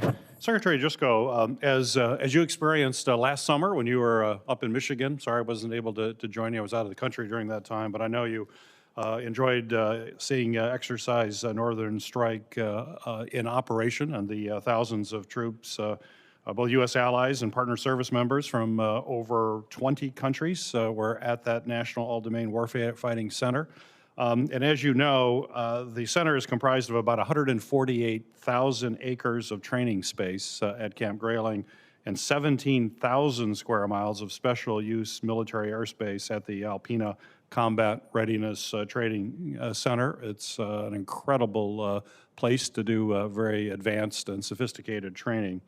And in recognition of this unparalleled training environment, the department recently designated it as a national range for uncrewed aerial systems training as well. So my question is, with this new designation, how is the Army leveraging exercises like Northern Strike for realistic drone and counter-drone warfare? And are you exploring greater Army involvement at the National All-Domain Warfighting Center in Michigan to leverage these unique capabilities for new uncrewed range designations? Senator, Camp Grayling is an incredible asset our nation, I think, has underutilized for the last couple of decades. The amount of airspace that we have there to test and to train is unmatched or nearly unmatched in all the places I've gone. What we must do as a nation is continue to get a lot of flight data, and we have to get learnings that can be fed into systems. And Camp Grayling is at the top of our list to expand our presence there. And then if you think about the manufacturing capabilities of Detroit in particular, when we were there, what they were capable of doing with drones and having created a drone corridor for training and testing for a lot of commercial companies, it is the exact type of place where we, the Army, want to grow our presence, because what we have learned is we can nearly never be the cutting edge of these technologies. They just move too fast. And so we want our soldiers co-located with venture-backed startups and venture-backed founders so that they can both get the excitement, but also the forward edge of what's possible. And we found that at Camp Grayling and in the rest of Michigan. Well, great. We'll look forward to continuing to work with you to expand that, and appreciate your comments. Secretary Driscoll, this committee has consistently prioritized environmental stewardship through the bipartisan national defense bills by tackling PFAS contamination and prioritizing environmental cleanup. So to bring back Camp Grayling into the discussion, I have concerns about conflicting and inconsistent comments by the administration regarding the importance of environmental stewardship, despite the strong support from this committee and others. And I'm particularly troubled about what this means for PFAS cleanup at installations like Camp Grayling, which you just mentioned, which is an amazing facility, but clearly has some issues that we need to deal with, particularly with those local communities. So with that in mind, do I have your commitment to prioritize environmental programs to include the PFAS cleanup at installations like Camp Grayling in Michigan, as well as across country? But if you could talk about Camp Grayling specifically, I certainly would appreciate it. Senator, very broadly, you definitely have the Army's commitment to be good stewards in the communities where we live. We aspire to be very thoughtful, and almost like the Boy Scouts, where we leave the areas we train and live better than when we found them. And so, very broadly, you have that commitment. And then specifically, I'll follow back up with your office on PFAS at Camp Grayling. Great, I appreciate that. This is really to both of you. The Army, as you both know, conducts critical work to design, test, and engineer the next generation of ground combat systems in Michigan at the Detroit Arsenal, to include Ground Vehicle System Center, which is GVSC. But despite the critical work that they're doing, I'm concerned about workforce changes that included reassignment of personnel, the removal of collective bargaining rights of employees at the Arsenal. And I'm troubled that these employees at the Arsenal will no longer have the right to bargain for fair wages, for job security, and for a dignified retirement, quite frankly. So I hope I have both of your commitment to look seriously into these issues and ensure that the changes are not going to harm the technical teams that are there and risk overburdening what are really highly specialized and a valuable workforce. If you want to comment generally about that, but certainly would have, I don't know how familiar you are with what's happening at the Detroit Arsenal, but if you could talk about that, I'd certainly appreciate it. Yeah, sir, you do have, I speak for myself, I speak for the Secretary as well, that our commitment, as we look at our human capital at all of our key infrastructure, that we're doing it with dignity and care as we try to balance where the workforce is across our base. Secretary? Thank you. We'll follow up more. Thank you. I appreciate that. Senator Sheehy. Good afternoon, gentlemen. Mr. Secretary, I'd like to talk a little bit about how critical it is for our warfighters to be able to repair and maintain their own equipment, especially in forward deployed areas, and how important it is for combatant commanders and commanders who are closest to the fight to have the flexibility, the authority, and the funding to not just acquire the equipment that they need quickly, but then sustain, maintain, and in some cases modify that equipment for the needs of the battlefield. The 21st century battlefield moves quickly. Software and electronic warfare and spectrum, the landscape changes constantly, and sometimes the design of a device or the architecture of a software program may look great in a test range or in a lab, but when it hits the realities of combat, it requires modification, and sometimes those modifications can take years. So what is the department doing to resolve this, and what can we do on the Hill in a bipartisan manner to make sure we're giving you and the warfighters the tools to get that done? Senator, you were absolutely right. Warfare has changed so dramatically that one of the few things I can guarantee is when we go into a large-scale conflict, within days, minutes, or hours, we will know where we need to change our equipment and our tools and our TTPs, and we will have to start to act quickly. And so we, the United States Army, are not Ukraine. We have more assets. We have a deeper defense industrial base. We have many tools and resources at our disposal that make it so that we can fight differently. But the thing we must do, like the Ukrainians, and we must do like armies all over the world, is we must be able to adapt quickly. And so what we've done is we have redone how we purchase things. So we've changed our acquisition structure to where we are using a model we call transformation and contact, where our soldiers are getting to test in the field our devices in advance, and they are helping us work with the manufacturers and the software developers before they even get the first real purchase to get it closer to where we know we will need it to be. And then the other things that we are doing is we are working with you and all of your colleagues to do things like statutorily require that we always have our right to repair, that we always have a right to integrate. And what we mean by that is we must have the design files for the parts and the pieces where when we're 6,000 miles from home, we must be able to manufacture those changes, or manufacture those pieces ourselves. And then for right to integrate, what we're doing there is we're basically requiring every piece of equipment to be open through an API or an SDK so we can feed data out and feed data in. And what that does is it will stop us from having to swivel chair between 6 to 8 systems, which is what happens right now when you go to SAG-U and see how our Army is interacting with the Ukrainians. We have 6 to 8 systems that we're using. When you engage with the Ukrainians, they basically have 1 or 2 systems at most, and that is what we're doing as Army to get ready. Hey, sir, if I may, one, we appreciate your support on right to repair. It's critical for us. One, our industrial base can't keep up with our enduring systems right now, so we got to have the ability to make our own parts and fix our equipment.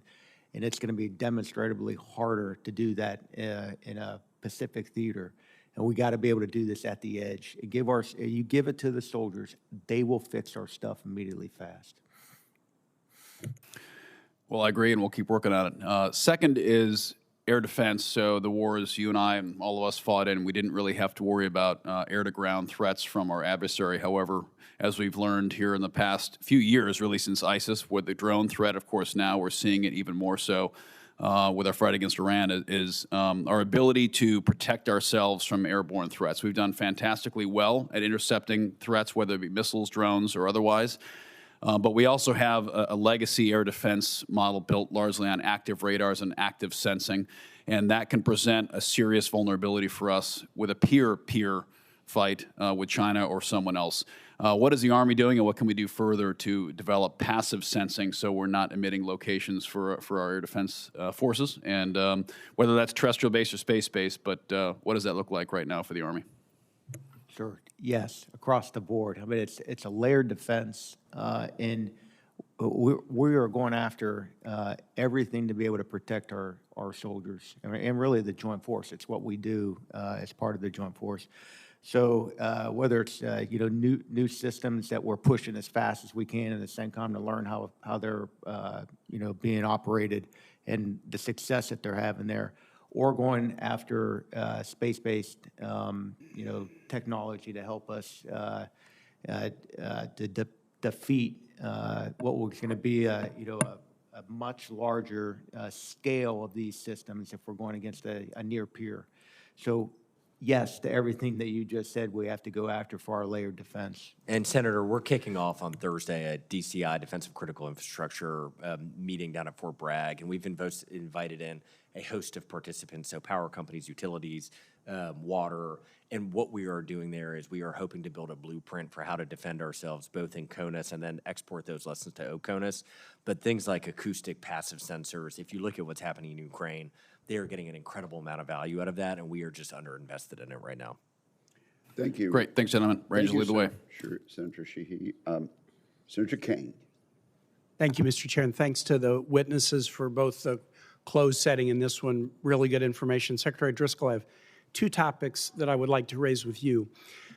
Despite a Pentagon budget request that would increase the top line by 50% if you include both components, and despite the fact that that top line increase produces significant and I think well-merited pay raises for our troops, there's no pay raise for the civilian workforce. There's a bonus pool, but there's no guaranteed pay raise for the civilian workforce. About a quarter of the Army, component is civilian. A huge portion of that civilian workforce in the Army and the other branches are veterans. So they've already served in an active capacity, and now they're civilians. And I'm very troubled by the absence of a pay increase proposal in the president's budget. I'm not going to ask you to justify, because I know the way budgets get done. Often we ask for things and somebody else makes the decision. But for those who are paying attention to this hearing, who are part of the civilian workforce or their families, talk to me about the value add that 1/4 of the Army's workforce that's civilian provides to our nation's defense. Senator, one of my other major lessons in the last 18 months in the role is how critical, crucial, and patriotic our civilian workers are. To your point, many of them are former service members who have gotten out, but even the ones who aren't, you don't take that job for the pay. You take that job because in the vast majority of instances, you care deeply about our country and you want to contribute as an expert. What we, the Army, have owed our civilians, we've tried to do over the last 8 or 9 months. We've kept a hiring freeze in place longer than most, and we did not do that because we want to overburden the civilian workforce. We did not do that just to be punitive to a process that had grown large and unwieldy. We did that because we wanted to take the time to thoughtfully match our people to our jobs that we needed. We've done that over the last 6 weeks. We are undoing or pulling off the hiring freeze in the vast majority of instances. And what we are cautiously optimistic is that going forward, what civilians should see in their day-to-day is a much more controlled management over their career. And what we hope that leads to is, even if we're not able to give them pay raises today, we should be able to give them paths to grow in their career and their profession to make more money. I hope the committee might tackle this as we're working on the NDAA. Oftentimes, our civilians are just serving side by side with soldiers or other troops. I'm on the board at West Point. You've got, Army profs and assistant profs. You've got civilian profs and assistant profs when they're serving side by side, co-teaching classes and things like that, or serving in any other capacity, and one side is getting a pay raise and the other group is not. That does create some internal challenges. I hope we might deal with it. The only other issue I wanted to ask you, Senator Driscoll, is this.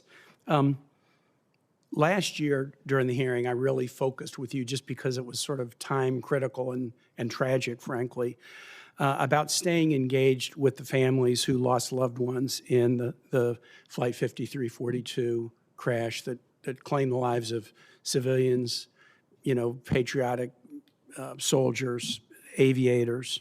I think it's really, really important that we continue to be transparent, but also learn the lessons and improve. And you and I have had some conversations. The Army's already done a number of things to respond to NTSB preliminary reports and your own work, and that's positive. I think we have an opportunity to do more. But there are 3 Army investigations that are still pending about that crash. And I was told when the NTSB issued their report in January that the 3 were likely to come to a resolution sometime soon. My understanding is that's not the case. When will these investigations be done in your best estimation? Sure, the 15-6, I think, is one of the ones you're talking about. That I just received the brief on it yesterday. You and I talked about this in the office call. That moves forward in the process to be able to get it in front of the Army families and then to be able to be, with the Secretary's consent, shared. And that process is moving on. I think that the 18th is of the month is the date that we're hoping to meet the gates. And Senator, just to publicly reaffirm the commitment that I made privately to the families, we will be as transparent as law allows us because we too want to learn as much as we possibly can from this so it doesn't happen again. And I would just encourage, as I close, obviously transparent with the Army families, but I think transparent with all those who lost their lives that day. Again, there may be some legal restrictions, but lawyers usually tell you that there are legal obstacles. There aren't. I say that as a lawyer. And I would just say we really owe it to these families to help them believe that we are doing everything possible to minimize the chance this will ever happen again. And just on behalf of the Army, we wholeheartedly agree. And when I say families, I mean all of the Great, families. thank you. And thank you for that, gentlemen. Senator Cotton. Thank you, gentlemen, for your appearance here and your service to our nation. Arlington National Cemetery is hallowed ground, not just for our Army, but for our entire nation. General LaNeve, I first want to thank the Army and Secretary Driscoll for restoring the caisson detachment at Arlington National Cemetery following the unwise decision in 2023 to pause it. Caisson's participation in military funerals has been a time-honored tradition, honoring our nation's heroes and their families. I'm glad we're on track to move beyond limited operations and back to 4 squads performing funerals later this year. General LaNeve, can we get your personal commitment that the Army will continue to prioritize the caisson detachment for years ahead, including the sustained resourcing the unit needs? Yes, sir. And can you also give us your personal commitment that you'll keep this committee informed of any delays or additional resources you might need to keep the caisson detachment fully operational? Absolutely, sir. Thank you. Secretary Driscoll, Pine Bluff Arsenal, along with the rest of the Army's organic industrial base, is essential to address our munitions crisis. I want to thank you and what the Army has done to make sure that we're fully using the organic industrial base. I'm pleased that the Army and the Arkansas Congressional Delegation's joint efforts have ensured that Pine Bluff will evolve and expand its mission to meet the needs of our military. The proposed enhanced use lease agreement with Hanwha is one prime example of working with private industry to enhance our organic industrial base. Of course, addressing the munitions needs that have been all on our minds today is going to require an all-of-the-above strategy for both private industry and Army programs of record. Given those demands and need to scale production across all 23 sites, can you tell us what's next in your thinking about how to ensure that installations like the Pine Bluff Arsenal and our other organic industrial base sites receive the government and private investment they need to help solve our munitions crisis? Yes, sir, Senator. The Hanwha investment, I was down with the governor talking to Hanwha a couple weeks ago, and we are incredibly excited and proud of using that as a pathfinder for how we can scale this across the country. The other pathfinder that we're doing is we went out to private industry to see, was it possible to do data centers? And so we're excited to have 2 data centers, one in Texas, one in Utah, that we're using to build out the model to flex our might as an Army, where we have millions of acres of land where we can partner with private industry. What our next step was, Senator, is we basically went out with an RFI and we said, our American industry, what would you do on our bases, our arsenals, and our depots? We had 200 submissions last month. We have narrowed them down to about 110 that we could do. I'd say of those 110, 60 are some of the most well-known names in our largest private companies and private investors. Last week, we met with Treasury and we met with OMB.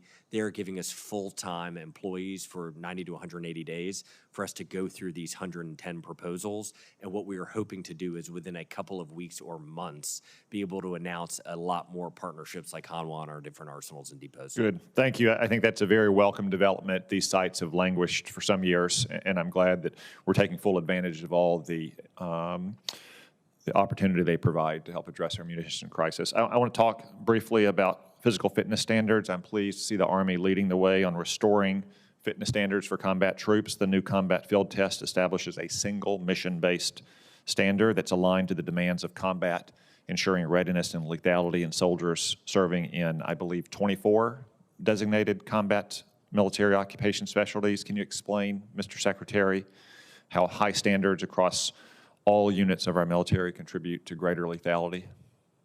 Senator, I think in your experience in combat, certainly General LaNeve, when we've spoken about it, when bullets start to fly, it doesn't matter whether you're a male or a female. It doesn't matter where you grew up. None of that matters. It is the perfect egalitarian system of can you be there for your battle buddy on your right and left? And what we, the Army, have tried to do in my time in, and then certainly in this seat, has been to model out that behavior across all of our different MOSs, but certainly our combat arms. And we are excited to follow the President Trump's lead and Secretary of War Hegseth's to continue to expand and invest in our soldiers to make them the most lethal fighting force in the world.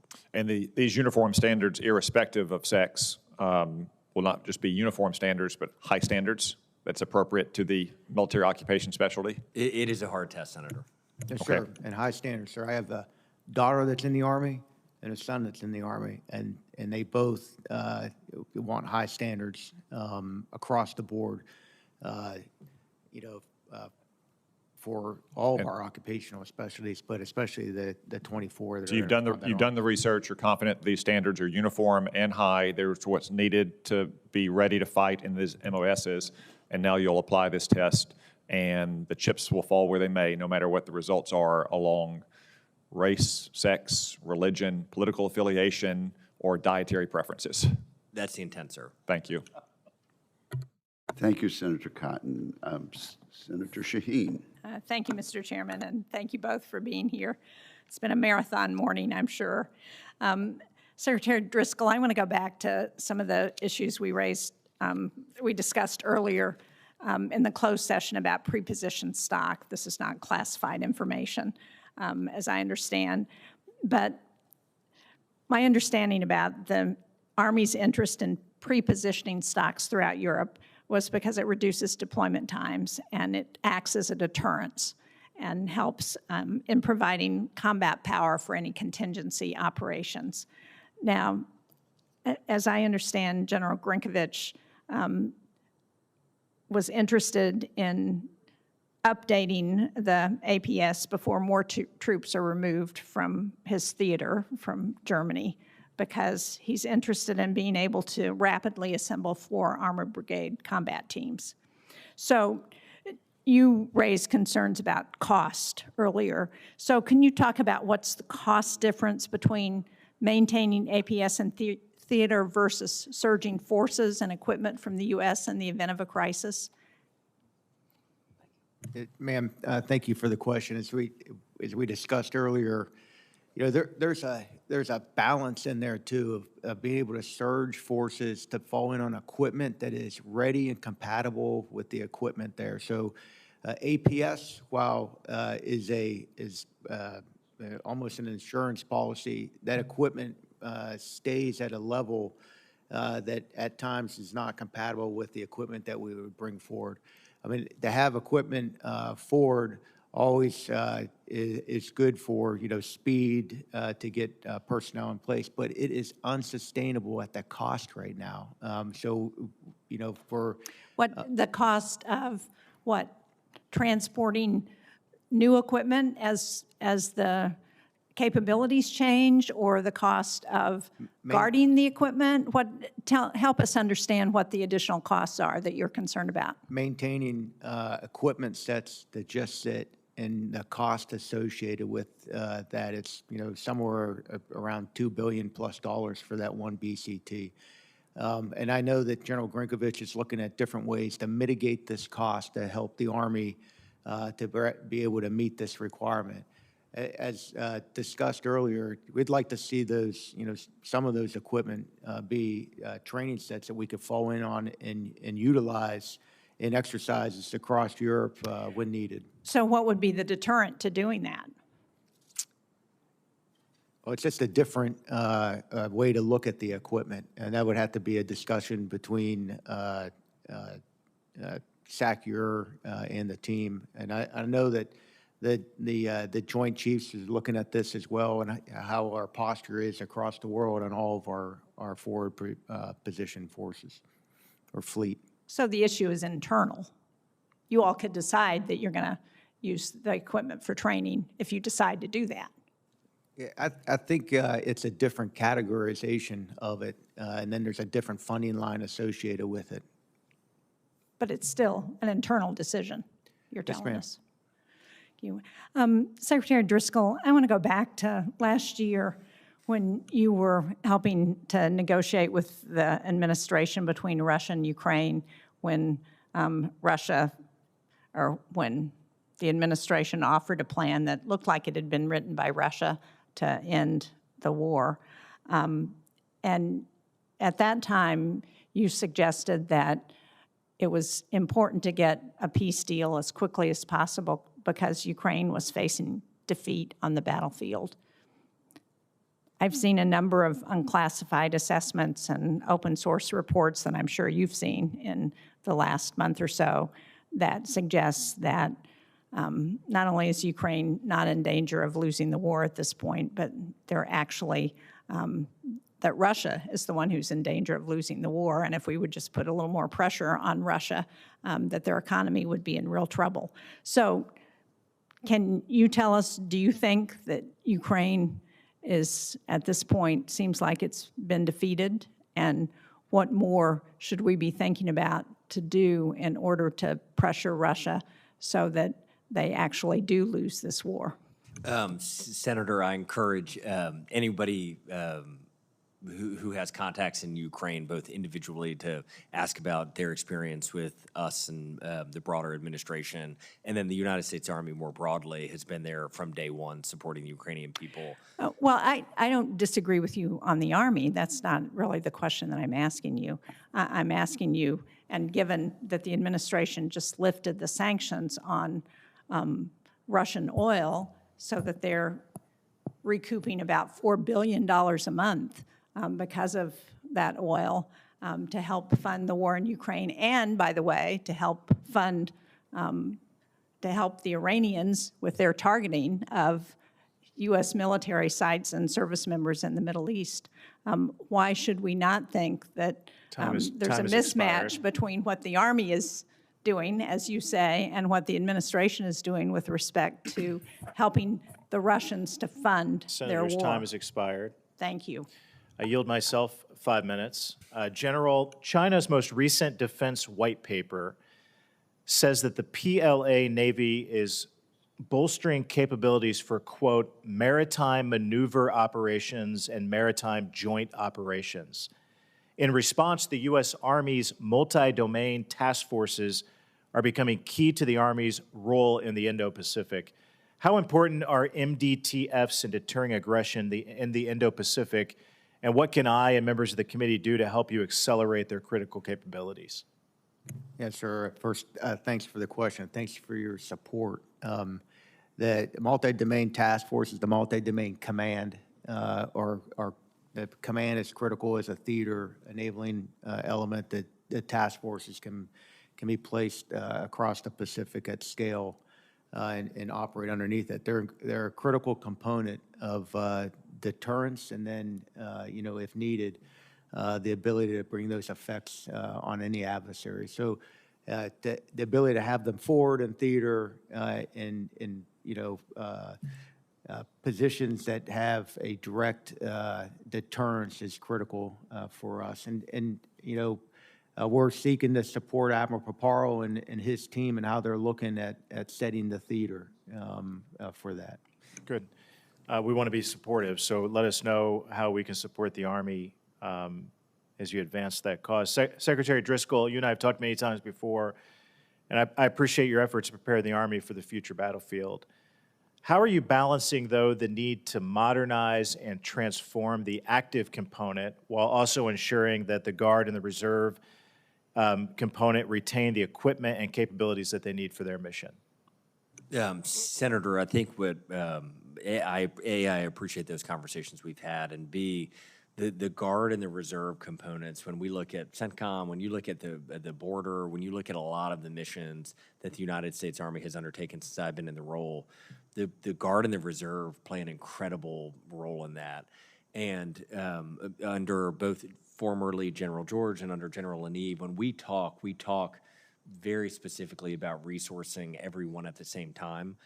Obviously, with budget constraints, that's not possible to technically do simultaneously, but what we don't want to do is we don't want to model out in how we roll out new equipment to the force this idea that they are anything other than an equal participant and oftentimes carrying the exact same burden when we go to conflict. And so we very explicitly are hoping to upgrade them to things like Next Gen C2 and give them new equipment as we roll it out to the broader force. You and I have talked about this before, and as you know, Humvees are made in Indiana, a lot of really good jobs and workers that make the Humvee. It's important to Indiana, but it's also important to the Army, especially to the reserves. The Army Transformation Initiative transitions the Humvee away from the active component. At the same time, more than half of the adjutant generals have asked that Congress fund modernized Humvees. What role can the Humvee play for the Army Reserve and Guard across a wide range of missions like disaster relief and homeland security?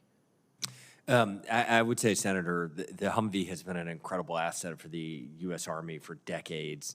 And what we are not trying to say is that it will no longer have a role.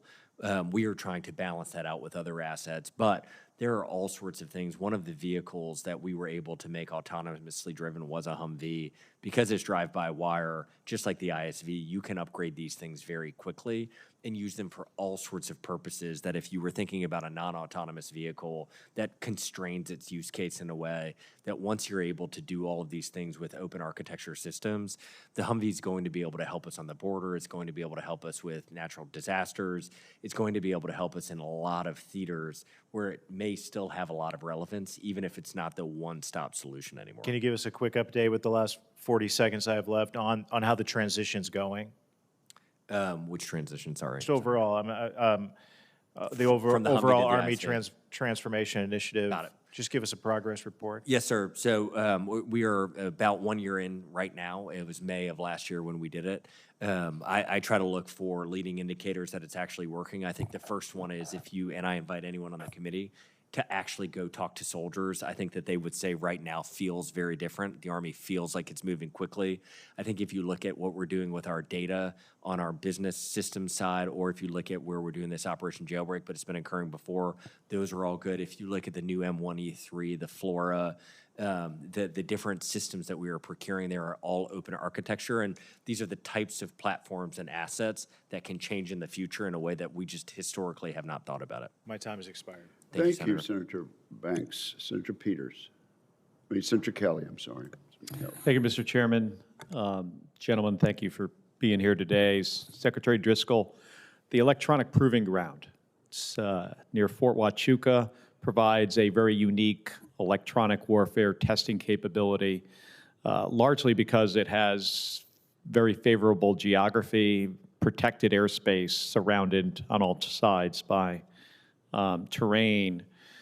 And because of that, we've got an ability there to conduct very aggressive electronic warfare and jamming tests with minimal interference that goes beyond the area. This is the kind of testing we need to understand how our systems would perform if we were up against near-peer adversaries. And that's why I've been kind of frustrated by the Army's lack of communication regarding changes that are already underway at EPG. We've tried to engage with the Army multiple times. My office has learned about staffing reductions and mission impacts after they've happened, even though we're trying to communicate with the leadership.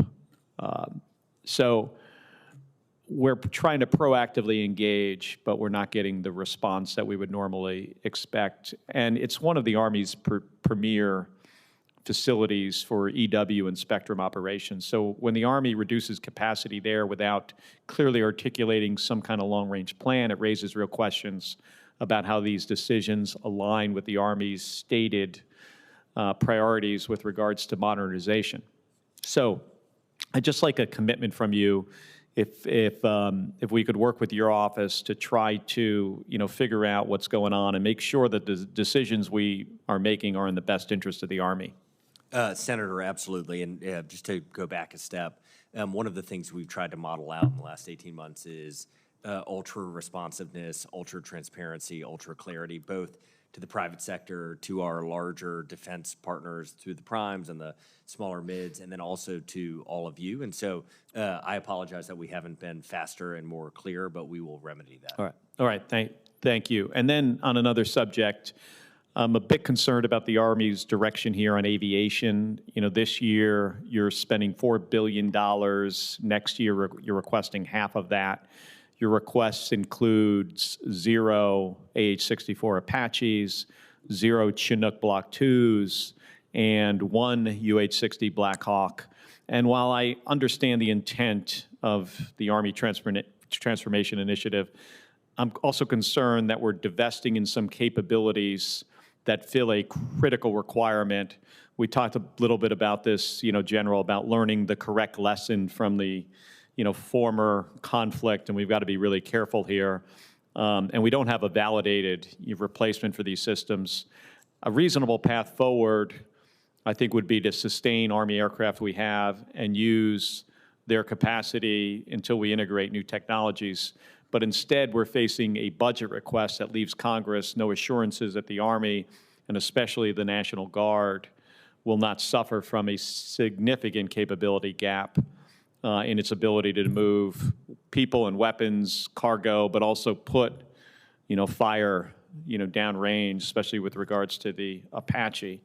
It's also I'm concerned that we might be repeating a mistake that we saw with the Air Force and the A-10, where the service spent years arguing it could retire the platform, only to realize that there's a critical mission need and nothing to fill it.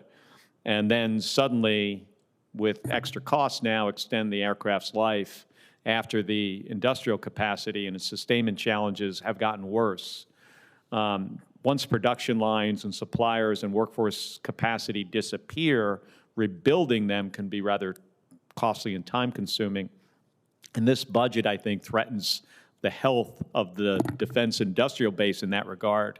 Industry has been very clear that foreign sales on these systems are not enough to sustain the production lines past maybe the early 2030s. We've also been hearing from some small businesses. I heard one that says, hey, the writing is on the wall here, and it wants to get out of the business of supporting Army helicopters. So that could be something you're going to have to deal with. But, Mr. Secretary, you continue to say that the Apache, Black Hawk, Chinook have a role and need to be modernized. But the budget doesn't actually get us there. So can you explain, I know I'm over my time here, how do we do this and sustain these systems under this existing budget request?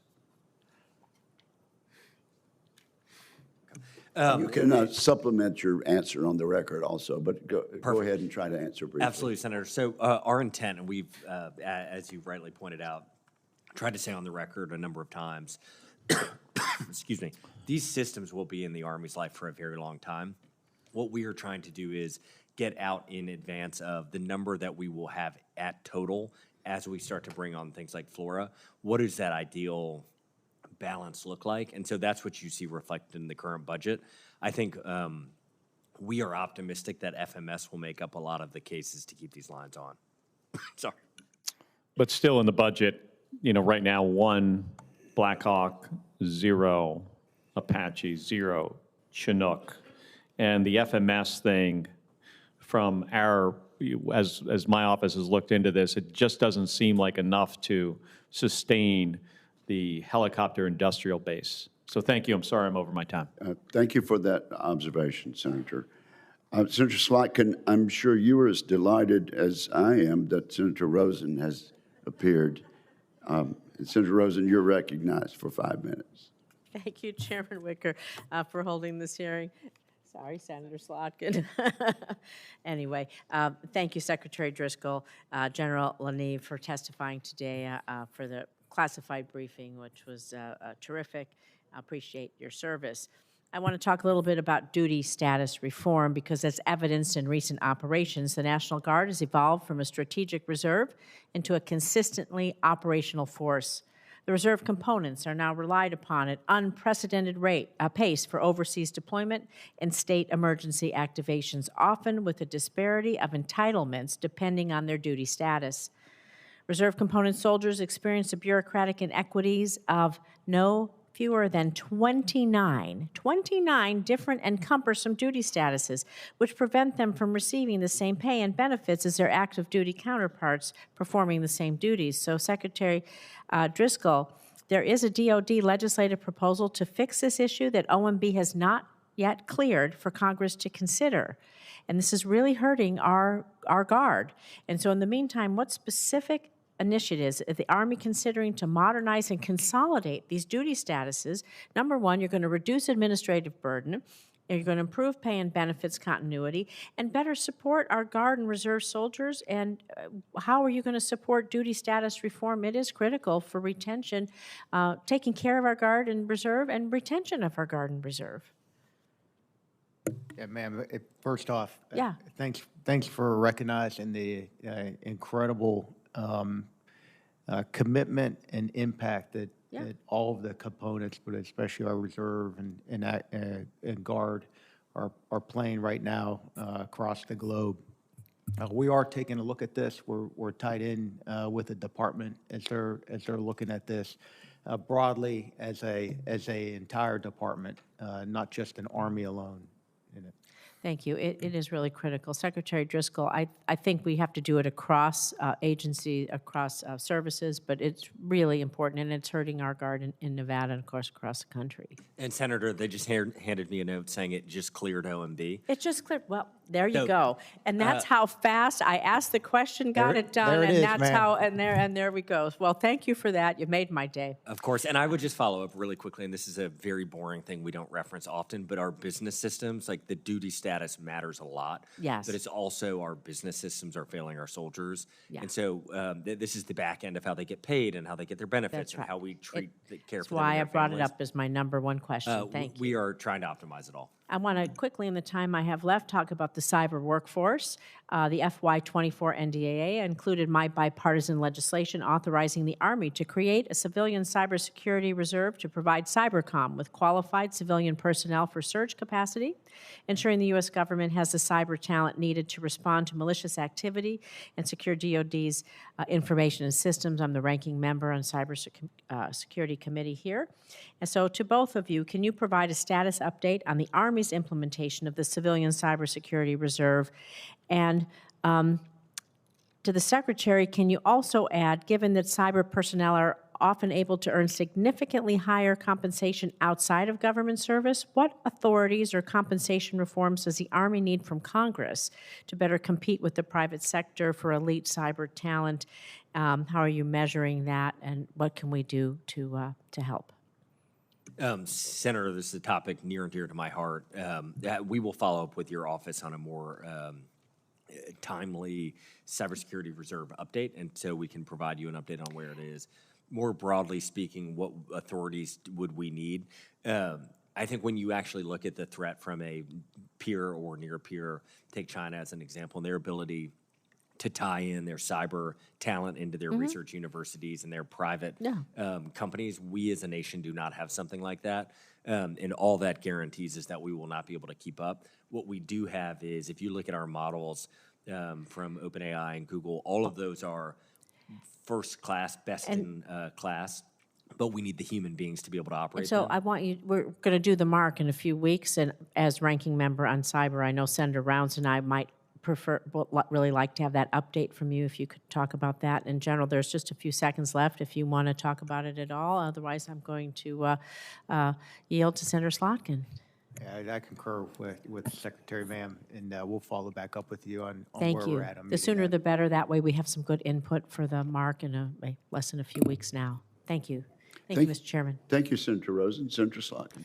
Great, you're almost done. If you're to me, you're at the end, the bitter end. There is a vote on, but I think we can both make it. Thank you. I know, I'm paying my dues here.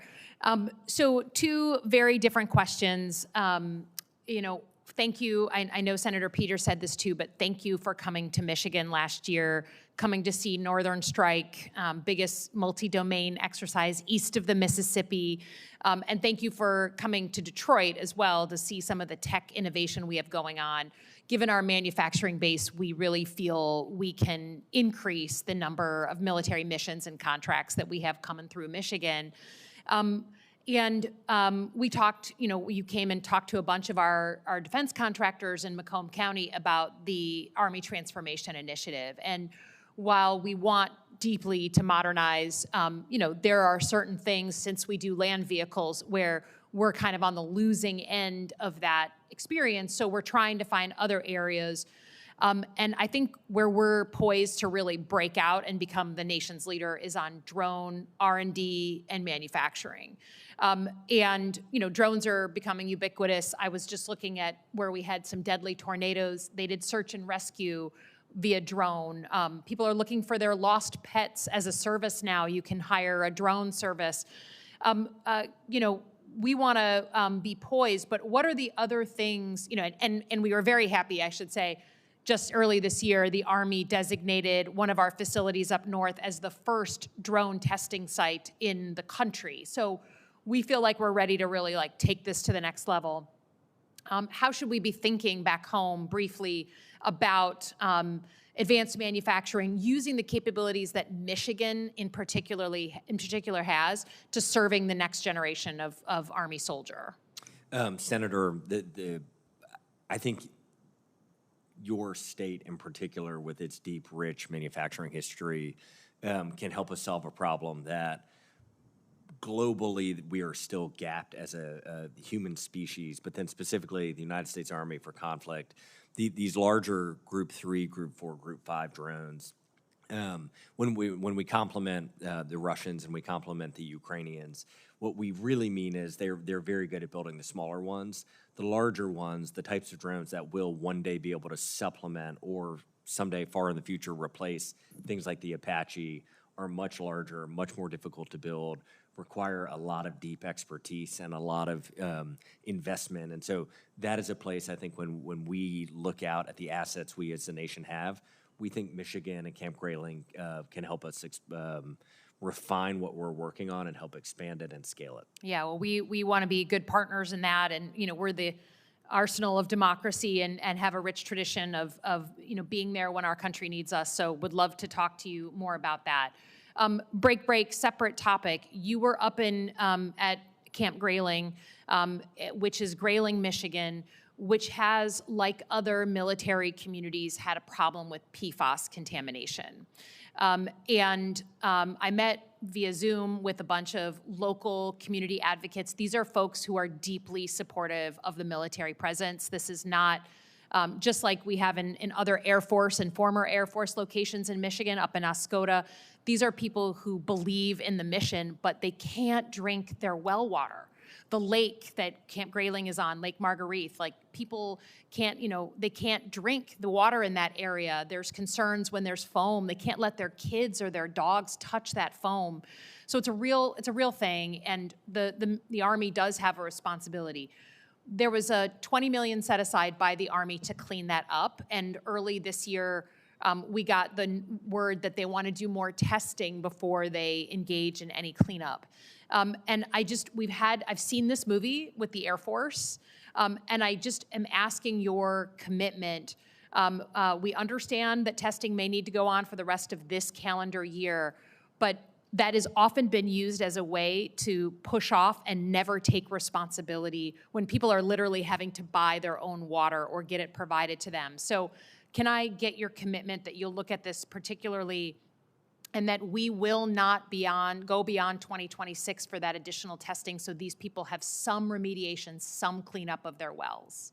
I commit, Senator, following up with your office with a very clear answer. I don't know the specifics of the timing of the testing, but my experience has been we don't intentionally do those things to delay. So I will check in and we will follow. Yeah, I think there's been generations of folks on, again, not just Army, other services, but this is not the beginning of this movie, right? It may be new to you guys. It's not new to these communities, and would just ask for your commitment to follow up. Any of us, if we had a home on a lake, would want to be able to have our kids swim there safely and drink the water. So would just appreciate you looking into it. Yes, Thank ma'am. you. Senator Slotkin, how long has this been a known problem? So both in Army communities and in former Air Force base up in Oscoda, years and years and years. At this point, it's got to be over a decade. We have some Michigan residents who have more PFAS in their blood than any other human beings on Earth. So, and again, these are dedicated communities who love the military, but can't like send their kids to certain summer camps because there's so much contamination in their local lakes. So this was an issue I'm big on in the House, and I continue to be hammering it in the Senate. Would love your help, Mr. Chairman. Thank you. Senator Duckworth.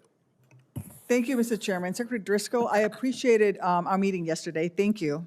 Especially when you committed to providing the families of the DCA crash victims the findings from any Army investigations without any additional administrative hurdles. From my seat on both this committee and Commerce, Science, and Transportation, I look forward to working with you to implement necessary reforms to make sure that our airspace is safe both for the flying public but also for our warfighters as well. I do want now to turn to the Army's organic industrial base. In my state, Rock Island Arsenal is home to critical manufacturing of munitions and equipment. The Joint Munitions Command, which delivers munitions to the battlefield, and the Army Sustainment Command, which drives the Army's logistics enterprise, to name only a few of the Arsenal's critical functions. So, as I mentioned to you, I was very concerned to hear in March that the Army was suddenly reassigning employees who manage our munitions and sustainment in the middle of a war. Over the past 2 months, I've heard from constituents who, instead of focusing on their missions, were thrust into personal turmoil by the Army through a hasty personnel campaign. In March, as many as 155 civilian workers at Rock Island, many of whom are veterans themselves, were told, and I quote, that they were surplus employees, end quote. And they were left in limbo for weeks, worried that they would lose their jobs, with many only being told later, much later, weeks later, never mind. Some of these so-called surplus employees were given only 2 to 5 days to accept a job out of state and uproot their families or face termination from civil service. 2 to 5 days, that's it. 2 to 5 days to make a life-altering career decision. I don't think this is how we should be treating our patriotic career civilians. And my constituents are worried about the still uncertain merger of two critical commands, the Joint Munitions Command and the Army Sustainment Command, and what it means for their jobs and their missions. Secretary Driscoll, do you commit to notifying me and this committee before any additional workforce changes at Rock Island Arsenal, including from the merger at JMC and ASC? Senator, to all of your remarks, and it was helpful meeting with you yesterday. Those populations, we aspired to do what was right. We aspired to be thoughtful. Giving 2 to 5 days is probably not sufficient for that decision in hindsight. And so my commitment to you is, after meeting with you, I went back, talked to the team, and we will try, if we have to do similar, have similar conversations, to give more time and more grace for people to make these big decisions. To your question, Senator, we will do our very best to include you in your office in any sort of hiring that we have to do for Rock Island. Will you contact us before it actually takes place? Especially if you're terminating people? Senator, I'm not intending to pause unnecessarily. I am trying to think through the process of if we had to get rid of one individual because of some sort of... No, I mean like an effort. Generally, the spirit of your question, yes. Okay, thank you. Shifting gears to another issue, the domestic misuse of the military in American cities and the taxpayers' waste that has gone with it.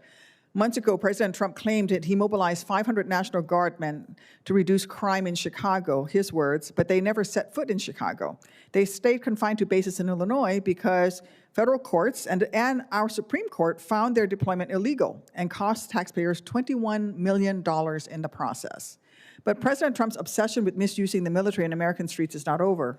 And he, in fact, often threatens to deploy the Guard for political purposes, from saying he might send them to airports to lamenting he should have had them, and these are his words, seize the ballots in 2020. So this is not hypothetical. He said that. And don't forget, thousands of Guardsmen are still in Washington, D.C. under no valid mission and also are doing so at great taxpayer expense. In fact, for fiscal year 2027, the president is requesting $605 million for D.C. deployment of the National Guard. Just outside the walls of this building, Guardsmen are forced to be away from their families and jobs to rove around the city in packs of 6, bored, picking up trash, or gardening, all while the National Guard has actual missions to train for, like responding to natural disasters or preparing for combat. And I'd like to discuss some of the ways the Army could better use the $605 million that the President wants to waste on unnecessarily deploying the military to the nation's capital. Secretary Driscoll, yes or no, do you agree with the call in the Army Transformation Initiative to expand pre-positioned stocks in the Indo-Pacific? Yes. Well, for $605 million, the Army could fund 11 times the pre-positioned stocks for repair parts and supplies in Japan and Korea than it had last year. That's what $605 million could pay for. I'll give you another example. Yes or no, do you agree that soldiers and their families deserve access to affordable health care? Yes. For $605 million for that DC deployment, the Army could provide 15,125 military families IVF treatments. Instead of misusing the guard to stoke his ego, President Trump could keep his campaign promise, and I quote, these are his words, he wants to pay for all costs associated with IVF treatments for our heroes. I urge Congress to invest these funds where it really matters. Thank you.